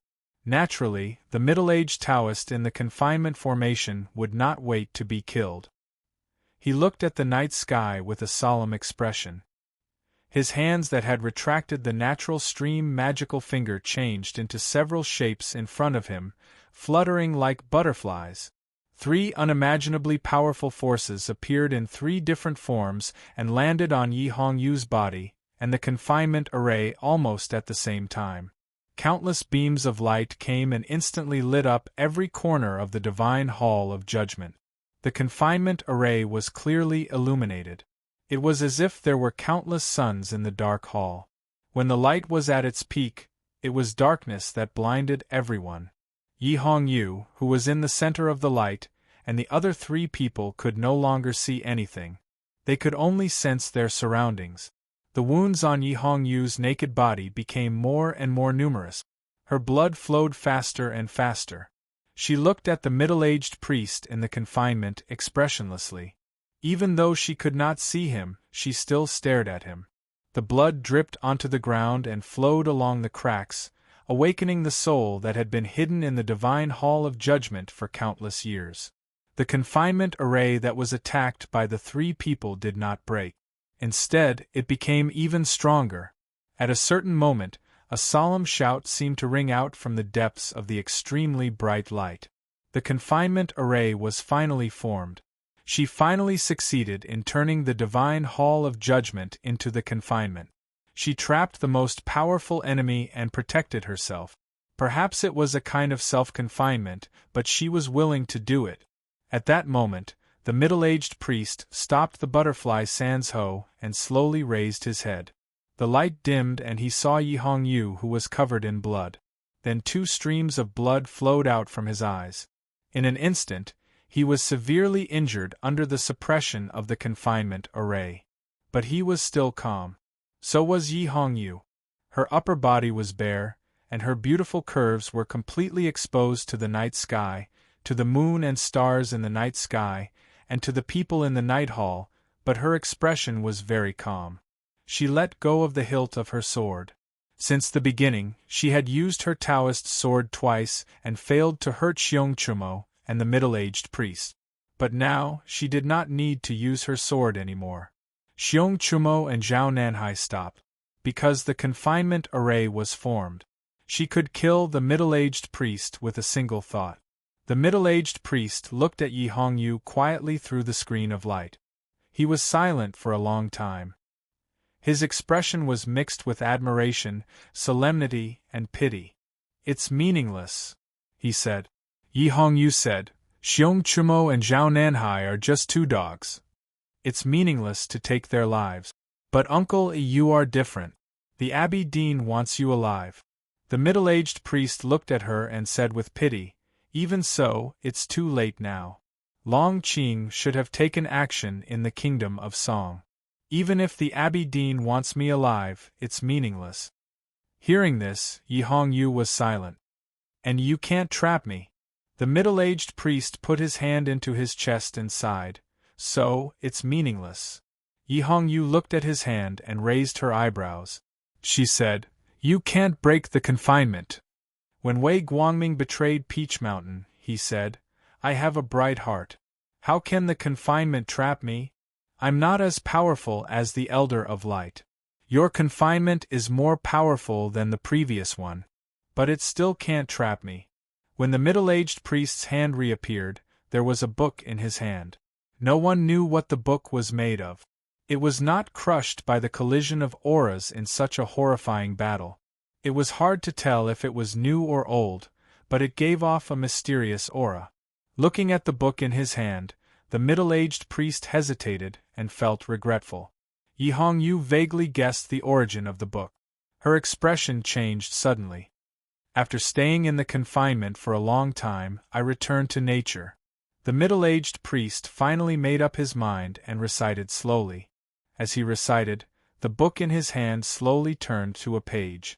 The first page of the book was flipped open, and the page was instantly burned to ashes. A tremendous power, which was very similar to the power of Tianqi, burst out from the disappearing page and bombarded the confinement formation. However, it was even more real than Tianqi's. With a loud bang, the confinement trembled slightly. Looking at the scene and sensing the magical power in the book, Yi Hongyu knew that her guess was right. Her expression changed and she said coldly, "How dare you use the tomes of arcane as a weapon?" Yes, the book in the middle-aged priest's hand was the tomes of arcane. The arcane tome of the fall. One page fell and the world was shocked. Not to mention the confinement. Yi Hongyu spread her arms. The divine robe of judgment and her black hair danced wildly in the wind. She was going to use the confinement of the divine hall of judgment to fight against the tomes of arcane. The middle-aged priest's expression was very serious. He realized that one page of the tomes of arcane was not enough to break the confinement. So the tomes of arcane continued to burn. The pages of the arcane tome of the fall fell to ash one by one. It was as if an endless amount of the most primitive power was released and attacked the night hall in all directions. The middle-aged priest looked at the arcane tome of the fall in his hand. He looked more and more pained. Who could bear to destroy the tomes of arcane with their own hands? The battle between the confinement and the tomes of arcane continued. The pages of the arcane tome of the fall were burning. The divine hall of judgment kept shaking. Countless cracks appeared on the stone walls and pebbles fell, as if an earthquake was about to happen. The battle had entered the most horrifying moment. The people on Peach Mountain were finally awakened by the hierarch Tianchi and the huge commotion. Tens of thousands of divine priests and deacons stood on the peaks and in front of the Taoist temples. They looked at the black and solemn temple on the edge of the cliff and watched it totter under the night sky. Their faces were extremely pale. They were panic-stricken and speechless. They were confused and did not know what to do. With a loud bang, the southeast corner of the divine hall of judgment collapsed. Countless pebbles shot up. Many peach branches were broken. Countless divine priests and deacons knelt down in tears. They did not dare to raise their heads or make a sound. The divine hall of judgment was filled with smoke and dust. Xiong Chumo stood outside the battlefield with a complicated expression. This was the battle between the arcane tome of the fall and the divine hall of judgment. It was a microcosm of the battle between Haotian and Taoism. Even with his power, it was difficult for him to join the battle. It seemed to be a long time, but in fact, it was very short. The arcane tome of the fall burned half of its pages in the hands of the middle-aged priest. Finally, the confinement was broken. The divine hall of judgment seemed to collapse the next moment. Yi Hongyu was forced back to the seat of heavenly black jade by the power of the arcane tome. Her face was pale, but her expression was still indifferent. The divine hall of judgment was silent for a long time. The middle-aged priest, Xiong Chumo, and Zhao Nanhai did not say a word. They looked at the woman covered in blood beside the seat of heavenly black jade with respect and fear. Almost, just a little bit more. Facing such a powerful team of Taoism, the young great divine priest of judgment was so close to turning the situation around and even leading the whole situation into her thoughts. If the middle-aged priest did not have the arcane tome of the fall, if he did not follow the Abbey Dean's order and use the arcane tome as a weapon of Taoism, Yi Hongyu might have won. Now she was defeated, really defeated. But facing such a powerful enemy, she forced the opponent to use all his trump cards and destroyed half of the arcane tome. She had the right to be proud and respected. Unfortunately, she still could not win. Yi Hongyu's face was pale, not because she was seriously injured, not because she was afraid of the coming death, but because she knew that if she lost, Yi Su would die. Her goal tonight was to capture the middle-aged Taoist and use him to exchange for Yi Su's life. The middle-aged Taoist said that it was meaningless, but she still had to do it. Because Yi Su, her elder brother, was the only meaning of her life since many years ago. The middle-aged priest put the arcane tome of the fall back into his arms with a pious look. Then he looked at Yi Hongyu and said sincerely, "You are very beautiful and powerful." Yi Hongyu said emotionlessly, "I know." The middle-aged priest looked at her and saw the stubbornness in her heart. It was like seeing the little girl who liked to climb trees and bully Chun Pippi in the abbey. He felt pity for her. "Unfortunately, you have to die." A corner of the divine hall of judgment collapsed. Yi Hongyu was seriously injured. She had no other choice. The middle-aged priest, Xiong Chumo, and Zhao Nanhai were still looking at her, standing in three corners. If she lost, she had to die because Taoism did not spare her a way out. She stood beside the seat of heavenly black jade. Behind her was the endless abyss. It might be a way out, but it was not a way out. At this moment, she suddenly laughed. Her laughter was full of anger and unwillingness. She seemed to be a bit crazy. She and Yi Su had worked hard for Taoism for many years, but they would die in the end. She could not accept it.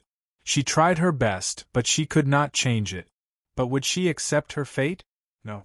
People like her and Ning Ke might seem to be devout believers, such as Haotian and the Academy. But in fact, they would only believe in themselves. This was something that even Haotian and the headmaster of the Academy could not detect. Her laughter was cold, very cold. It was like a sharp Taoist sword that had been frozen by the snow sea for thousands of years. Then it was pulled out and echoed in the divine hall of judgment, as if it was slashing everywhere. The next moment she stopped laughing. She said, "I want to live." Xiong Chumo looked at her and said mockingly, "Or you can try begging me." Yi Hongyu ignored him. She repeated calmly, "I want to live." The middle-aged priest said, "You can't live." The Abbey Dean had decided to kill Yi Su and destroy the new stream. Then she had to die. Especially after tonight, if she lived, Xiong Chumo would die and Taoism would sink into the sea of fire. Yi Hongyu said, "I will live." She said it calmly. She was not begging or pleading. She was just informing the Abbey Dean. She told the powerful people and the Abbey Dean that she would live as long as she wanted. Fresh blood flowed on her naked body, flowing through her exquisite collarbone, wonderful breasts, and into her charming navel. It was as if she had walked through a life without regrets on her perfect body. "I didn't leave because I wanted to do something, but now it seems that I failed. Yi Su will probably die. So I will leave. Do you think you can stop me?" She looked at the middle-aged priest and said indifferently, "Half of the arcane tome is not enough to kill me." The middle-aged priest frowned. He felt something was wrong. Xiong Chumo looked at her and asked, "How can you leave?" He pointed at the cliff behind her and said mockingly, "Ning Ke and Haotian jump down. Or do you want to jump down? Do you think you can survive?" The cliff of Peach Mountain was so high that it reached the clouds. The most terrifying thing was the tactical array hidden inside and the unimaginable dangers at the bottom of the abyss. Even Wei Guangming did not dare to think about leaving like this. Ning Ke didn't die because Haotian jumped down with him. No matter how powerful Yi Hongyu was, she was not Haotian. If she jumped down from here, she would definitely die. It was quiet in the divine hall of judgment. The snow on the terrace reflected the moon. It was beautiful.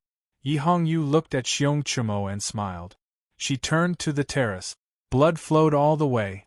The snow melted when it touched the blood on her bare feet. She came to the terrace and leaned against the railing for a while. Then she jumped down. Chapter 1064. The moonlight was still the same, the wind was no more, and the snow was still there. The blood stains on the snow were clear and soul-stirring. The divine hall of judgment was dead silent, except for the occasional sound of rocks falling off. The middle-aged priest walked to the balcony, followed by Xiong Chumo and Zhao Nanhai. The three of them looked at the bottomless abyss under the railings, the mist under the moonlight, and the old trees on the precipice. They remained silent for a long time. Then they left without talking or looking at each other. Ning Ke jumped, Haotian jumped, and so did Yi Hongyu tonight. Ning Ke and Haotian could survive, but she could not. Since death was the only ending, there was no need to care about it anymore. She was the great divine priest of judgment, and her death would cause a lot of trouble. Taoism had many things to deal with. Xiong Chumo had to start preparing to suppress the anger of the divine hall of judgment, Zhao Nanhai had to help stabilize the situation on Peach Mountain, and the middle-aged priest had to gather the will of Taoism. More importantly, with the battle tonight and Yi Hongyu's death, Taoism would start to destroy the new stream, and the war with the Tang and the Academy would officially begin. After the three of them left, the heavily damaged divine hall became lonely again. Naturally, someone would be sent to the bottom of the precipice to confirm Yi Hongyu's death and search for her body. However, even if she could return to the divine hall of judgment on that day, this solemn divine hall would not be able to welcome its master back. The night was dark and the moon was hidden behind the thick clouds. The crisscrossing streams, the stone bridges, and the cold-resistant wildflowers were all swallowed by the darkness. It was very cold this year. The fields outside of Yangzhou City were frozen solid. In the dead of night there was a muffled sound. Someone fell from the top of the city wall and smashed heavily into the ground, creating several cracks in the frozen ground. The person's leg bones immediately broke, but under such pain, he did not make a sound. Wang Jinglu frowned. Even the dark night could not hide the paleness on his face. Countless beads of sweat came out of his body and soaked him. He wiped the blood from the corner of his mouth and used his hands as his feet to crawl forward with difficulty. Only when he entered a bush and confirmed that he wouldn't be easily discovered did he let out a sigh of relief. At this moment, there was another sound of something falling on the ground in front of the city wall. He pulled the bushes aside and saw a man lying on the ground. The man was covered with blood. Obviously, he was already dead. The sound of hurried footsteps came from the top of the city wall, and then dozens of torches were lit. In an instant, the pitch-black night was driven away, and the top and bottom of the city wall were illuminated as if it was daytime. The face of the man lying motionless on the ground was also illuminated by the torch. His face was covered in blood, but his facial features were barely discernible. Wang Jinglu's body trembled slightly, and the hand holding the branch trembled slightly. His face became even paler because he knew the man. To be precise, he was very familiar with the man. He was very familiar with him. In the past few years, Wang Jinglu had represented the imperial court and secretly contacted the young people who were loyal to the Tang in Yangzhou City. He had made a lot of progress, and the young man who died was one of them. The top of Yangzhou City wall became noisy. There were shouts and sounds of weapons clashing. Wang Jinglu looked up with difficulty. He knew that the young people who were loyal to Chang and were being chased by the powerhouses of the Divine Hall. He clenched his fists tighter, but he could not do anything. He could not help but feel hopeless. More people fell, crashing heavily into the frozen field. Mud and blood splattered everywhere.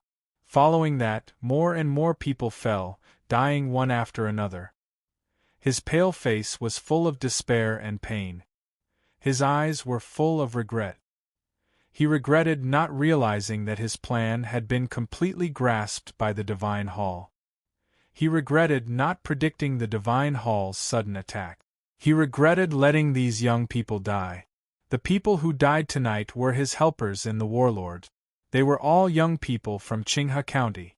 In Ning Kei's words, they were the real hope. However, no matter how tough the young people's bones were, they were still broken. Wang Jinglu's eyes turned red. He bit his lips and began to bleed.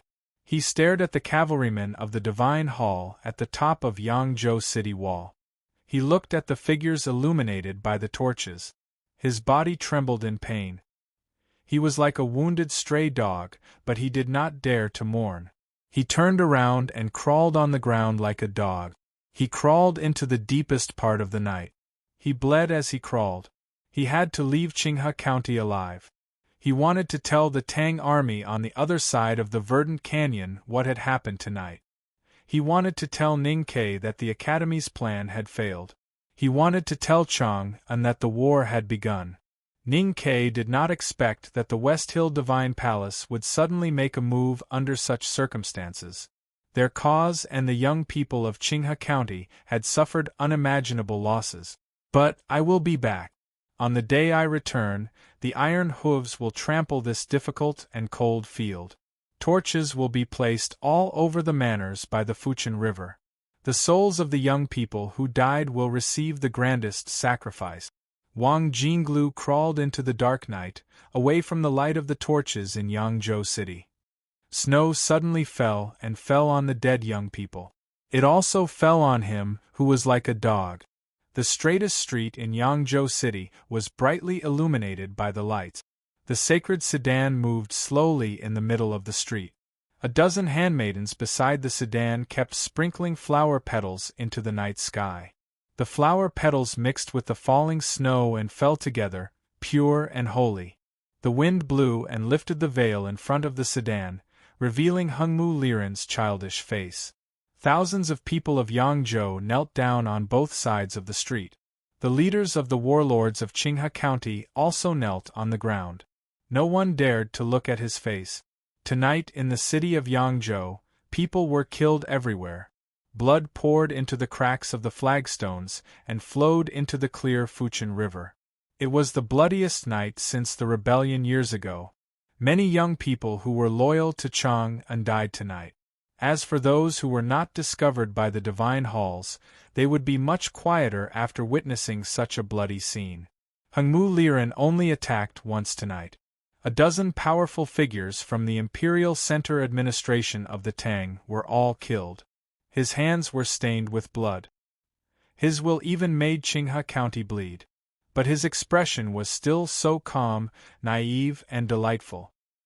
He was not the great divine priest of West Hill, but he was as powerful and dignified as the great divine priest of West Hill. He was the gift from Haotian to the human world. He considered himself as the spokesperson of Haotian. He sat in the sacred sedan and moved forward slowly in the scattered flowers and snow. He enjoyed the respect and love of mortals. He liked this feeling very much. The war with the Tang Empire had finally begun. Could Ning Ke still sit in Chang'an City peacefully? Ning Ke, when will you come out? When will you come to see me? Please come and fight with me. Please come and be killed by me. The light from the fire illuminated the night snow, making it look like white powder, like willow catkins in spring. Hengmu Liren looked through the wind and snow, across the verdant canyon and fell on Chang'an. He smiled and thought to himself. The central plains were covered with snow. The Peach Mountain and the city of Yangzhou were all covered with thin or thick snow. Soon the song would have a snowfall as well, which would be remembered in history. But before that, the snow suddenly stopped on the grassland. The clouds dispersed and the snow disappeared, revealing the bright moon. To the north of the city of Wei, thousands of tents were being dismantled. Countless livestock were being driven away. The warriors of the Golden Tribe Royal Court were saddling their horses. Tens of thousands of elite cavalrymen were about to set off. It was a magnificent scene. But no sound could be heard. Except for the livestock's restless cries, the atmosphere was depressing.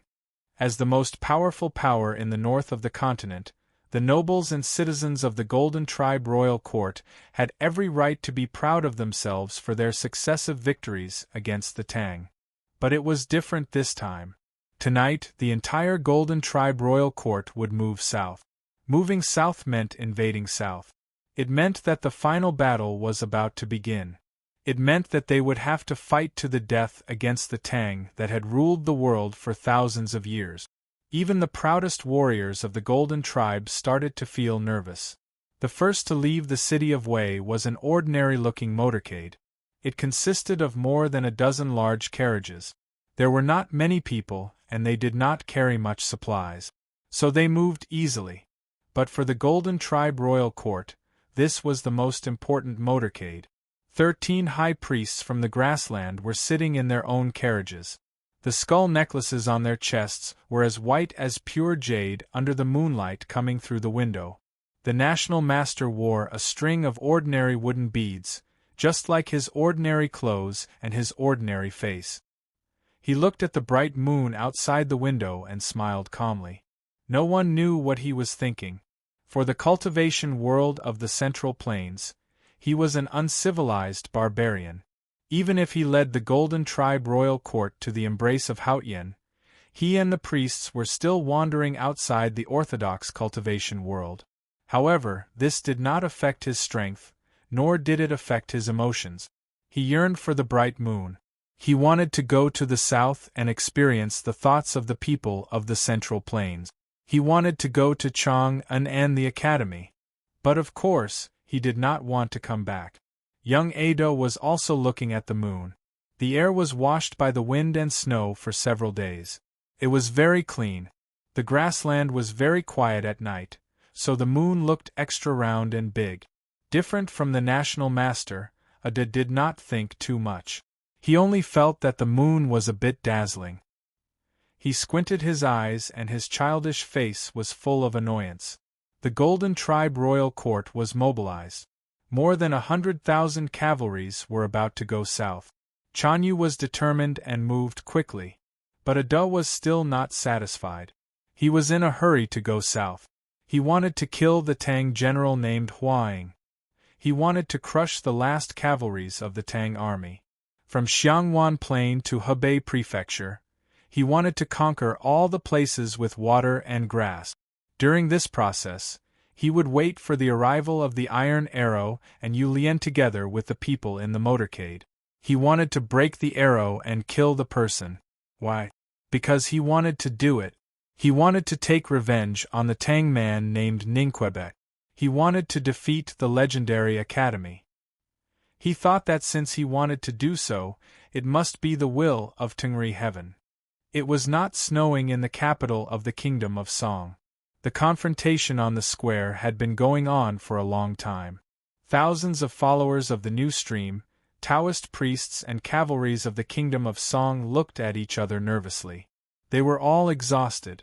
Torches were lit on the high platform, lighting up the corner. Yi Su sat behind the table and pondered over the analysis of morality and justice. Chen Pippi knelt beside him and said nothing.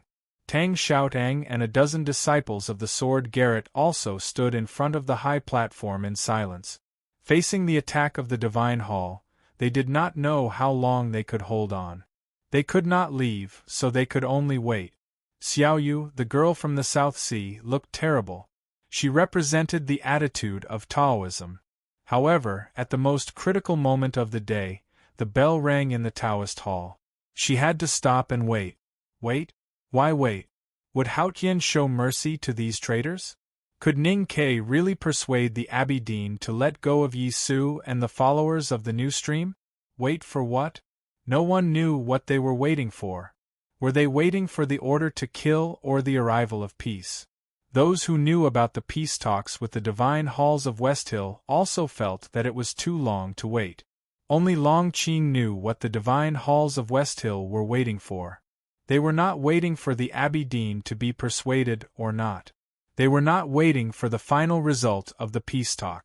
They were not waiting for Haotian's order. They were waiting for someone's death. In other words, the news of death. The news of Yi Hongyu's death. Her death was the beginning of the war. As long as the young great divine priest of judgment was alive, Taoism could not do anything to Yi Su. Long Qing knew it, but he did not care. Because he knew that it was inevitable. Whether it was tonight or tomorrow morning, her death would come. So he still chopped firewood as he did in the daytime. He picked up the branches and piled them in the middle of the yard. He piled them carefully as if he was making a delicate handicraft. Thousands of people were confronting each other outside the wall. He was piling firewood on the other side of the wall. Because he had plenty of time, he chopped a lot of firewood. Now he could even pile all the firewood wet with snow at the bottom and only put dry, flammable and perfectly shaped firewood on the top.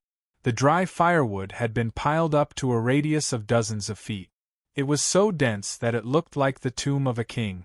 Or it could be the tomb of a sage. At the top of the dry firewood, there were 2 stakes inserted horizontally and vertically. They looked like a person or a cross. There was a rope hanging on the stakes. The rope and the stakes were used to tie people up. The firewood was used to burn people. Time passed slowly. The night was fading and the sky was getting brighter.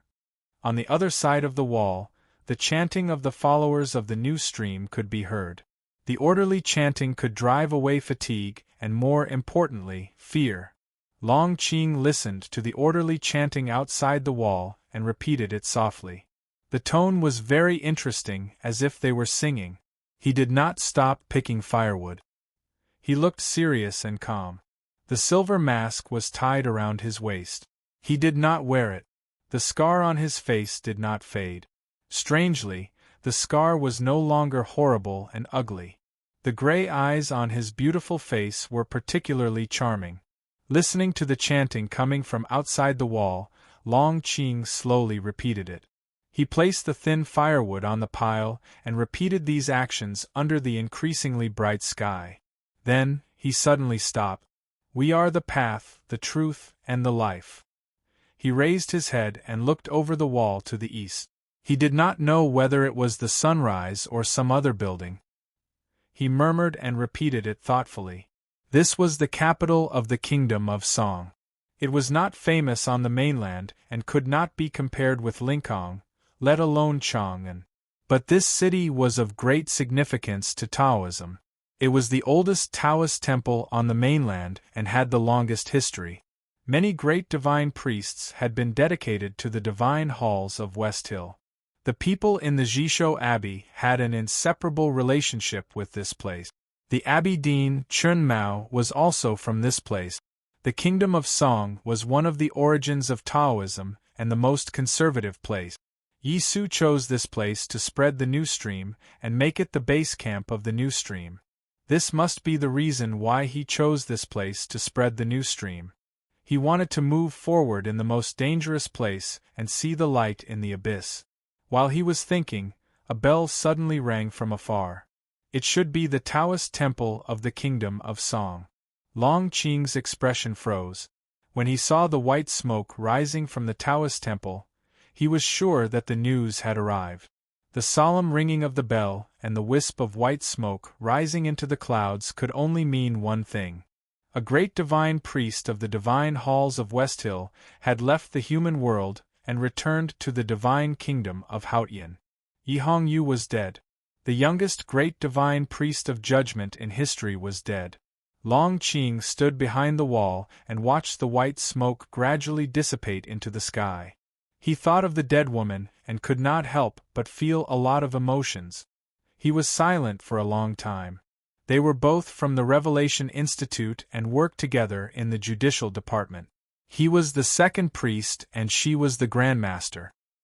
He was the divine son of West Hill and she was the peerless Tao addict. He had never been as good as her. When he chose to betray Taoism for power and became a lonely ghost, she had already sat on the seat of heavenly black jade, the seat of heavenly black jade that he could never forget. He was always a loser in front of Yi Hongyu, just like he was in front of Ningquebec. When he was at the peak of his power, he subconsciously felt inferior in front of Yi Hongyu and even instinctively feared her. That was why he stabbed Lu Qinjia to death in front of her in the illusion of climbing the mountain in the academy. He regarded her and Yi Su as the biggest inner demons in his cultivation. Today she finally died. Long Qing did not feel happy at all.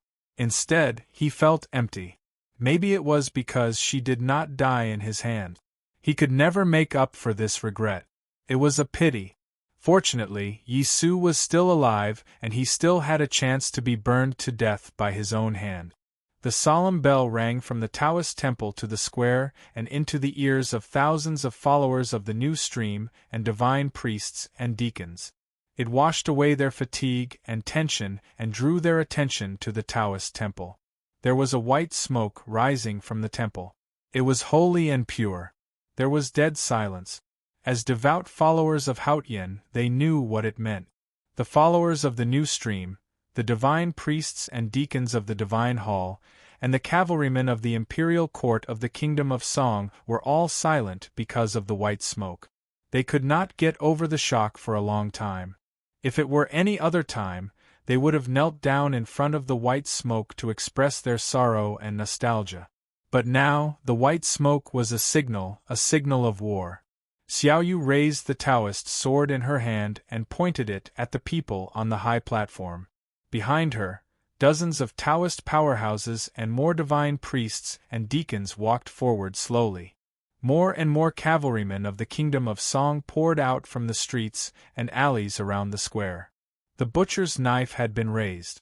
The helpless followers of the new stream huddled together in fear and retreated backward. The threat of death woke them up from the shock brought by the white smoke. Yi Su sat behind the desk with his right hand on the scroll.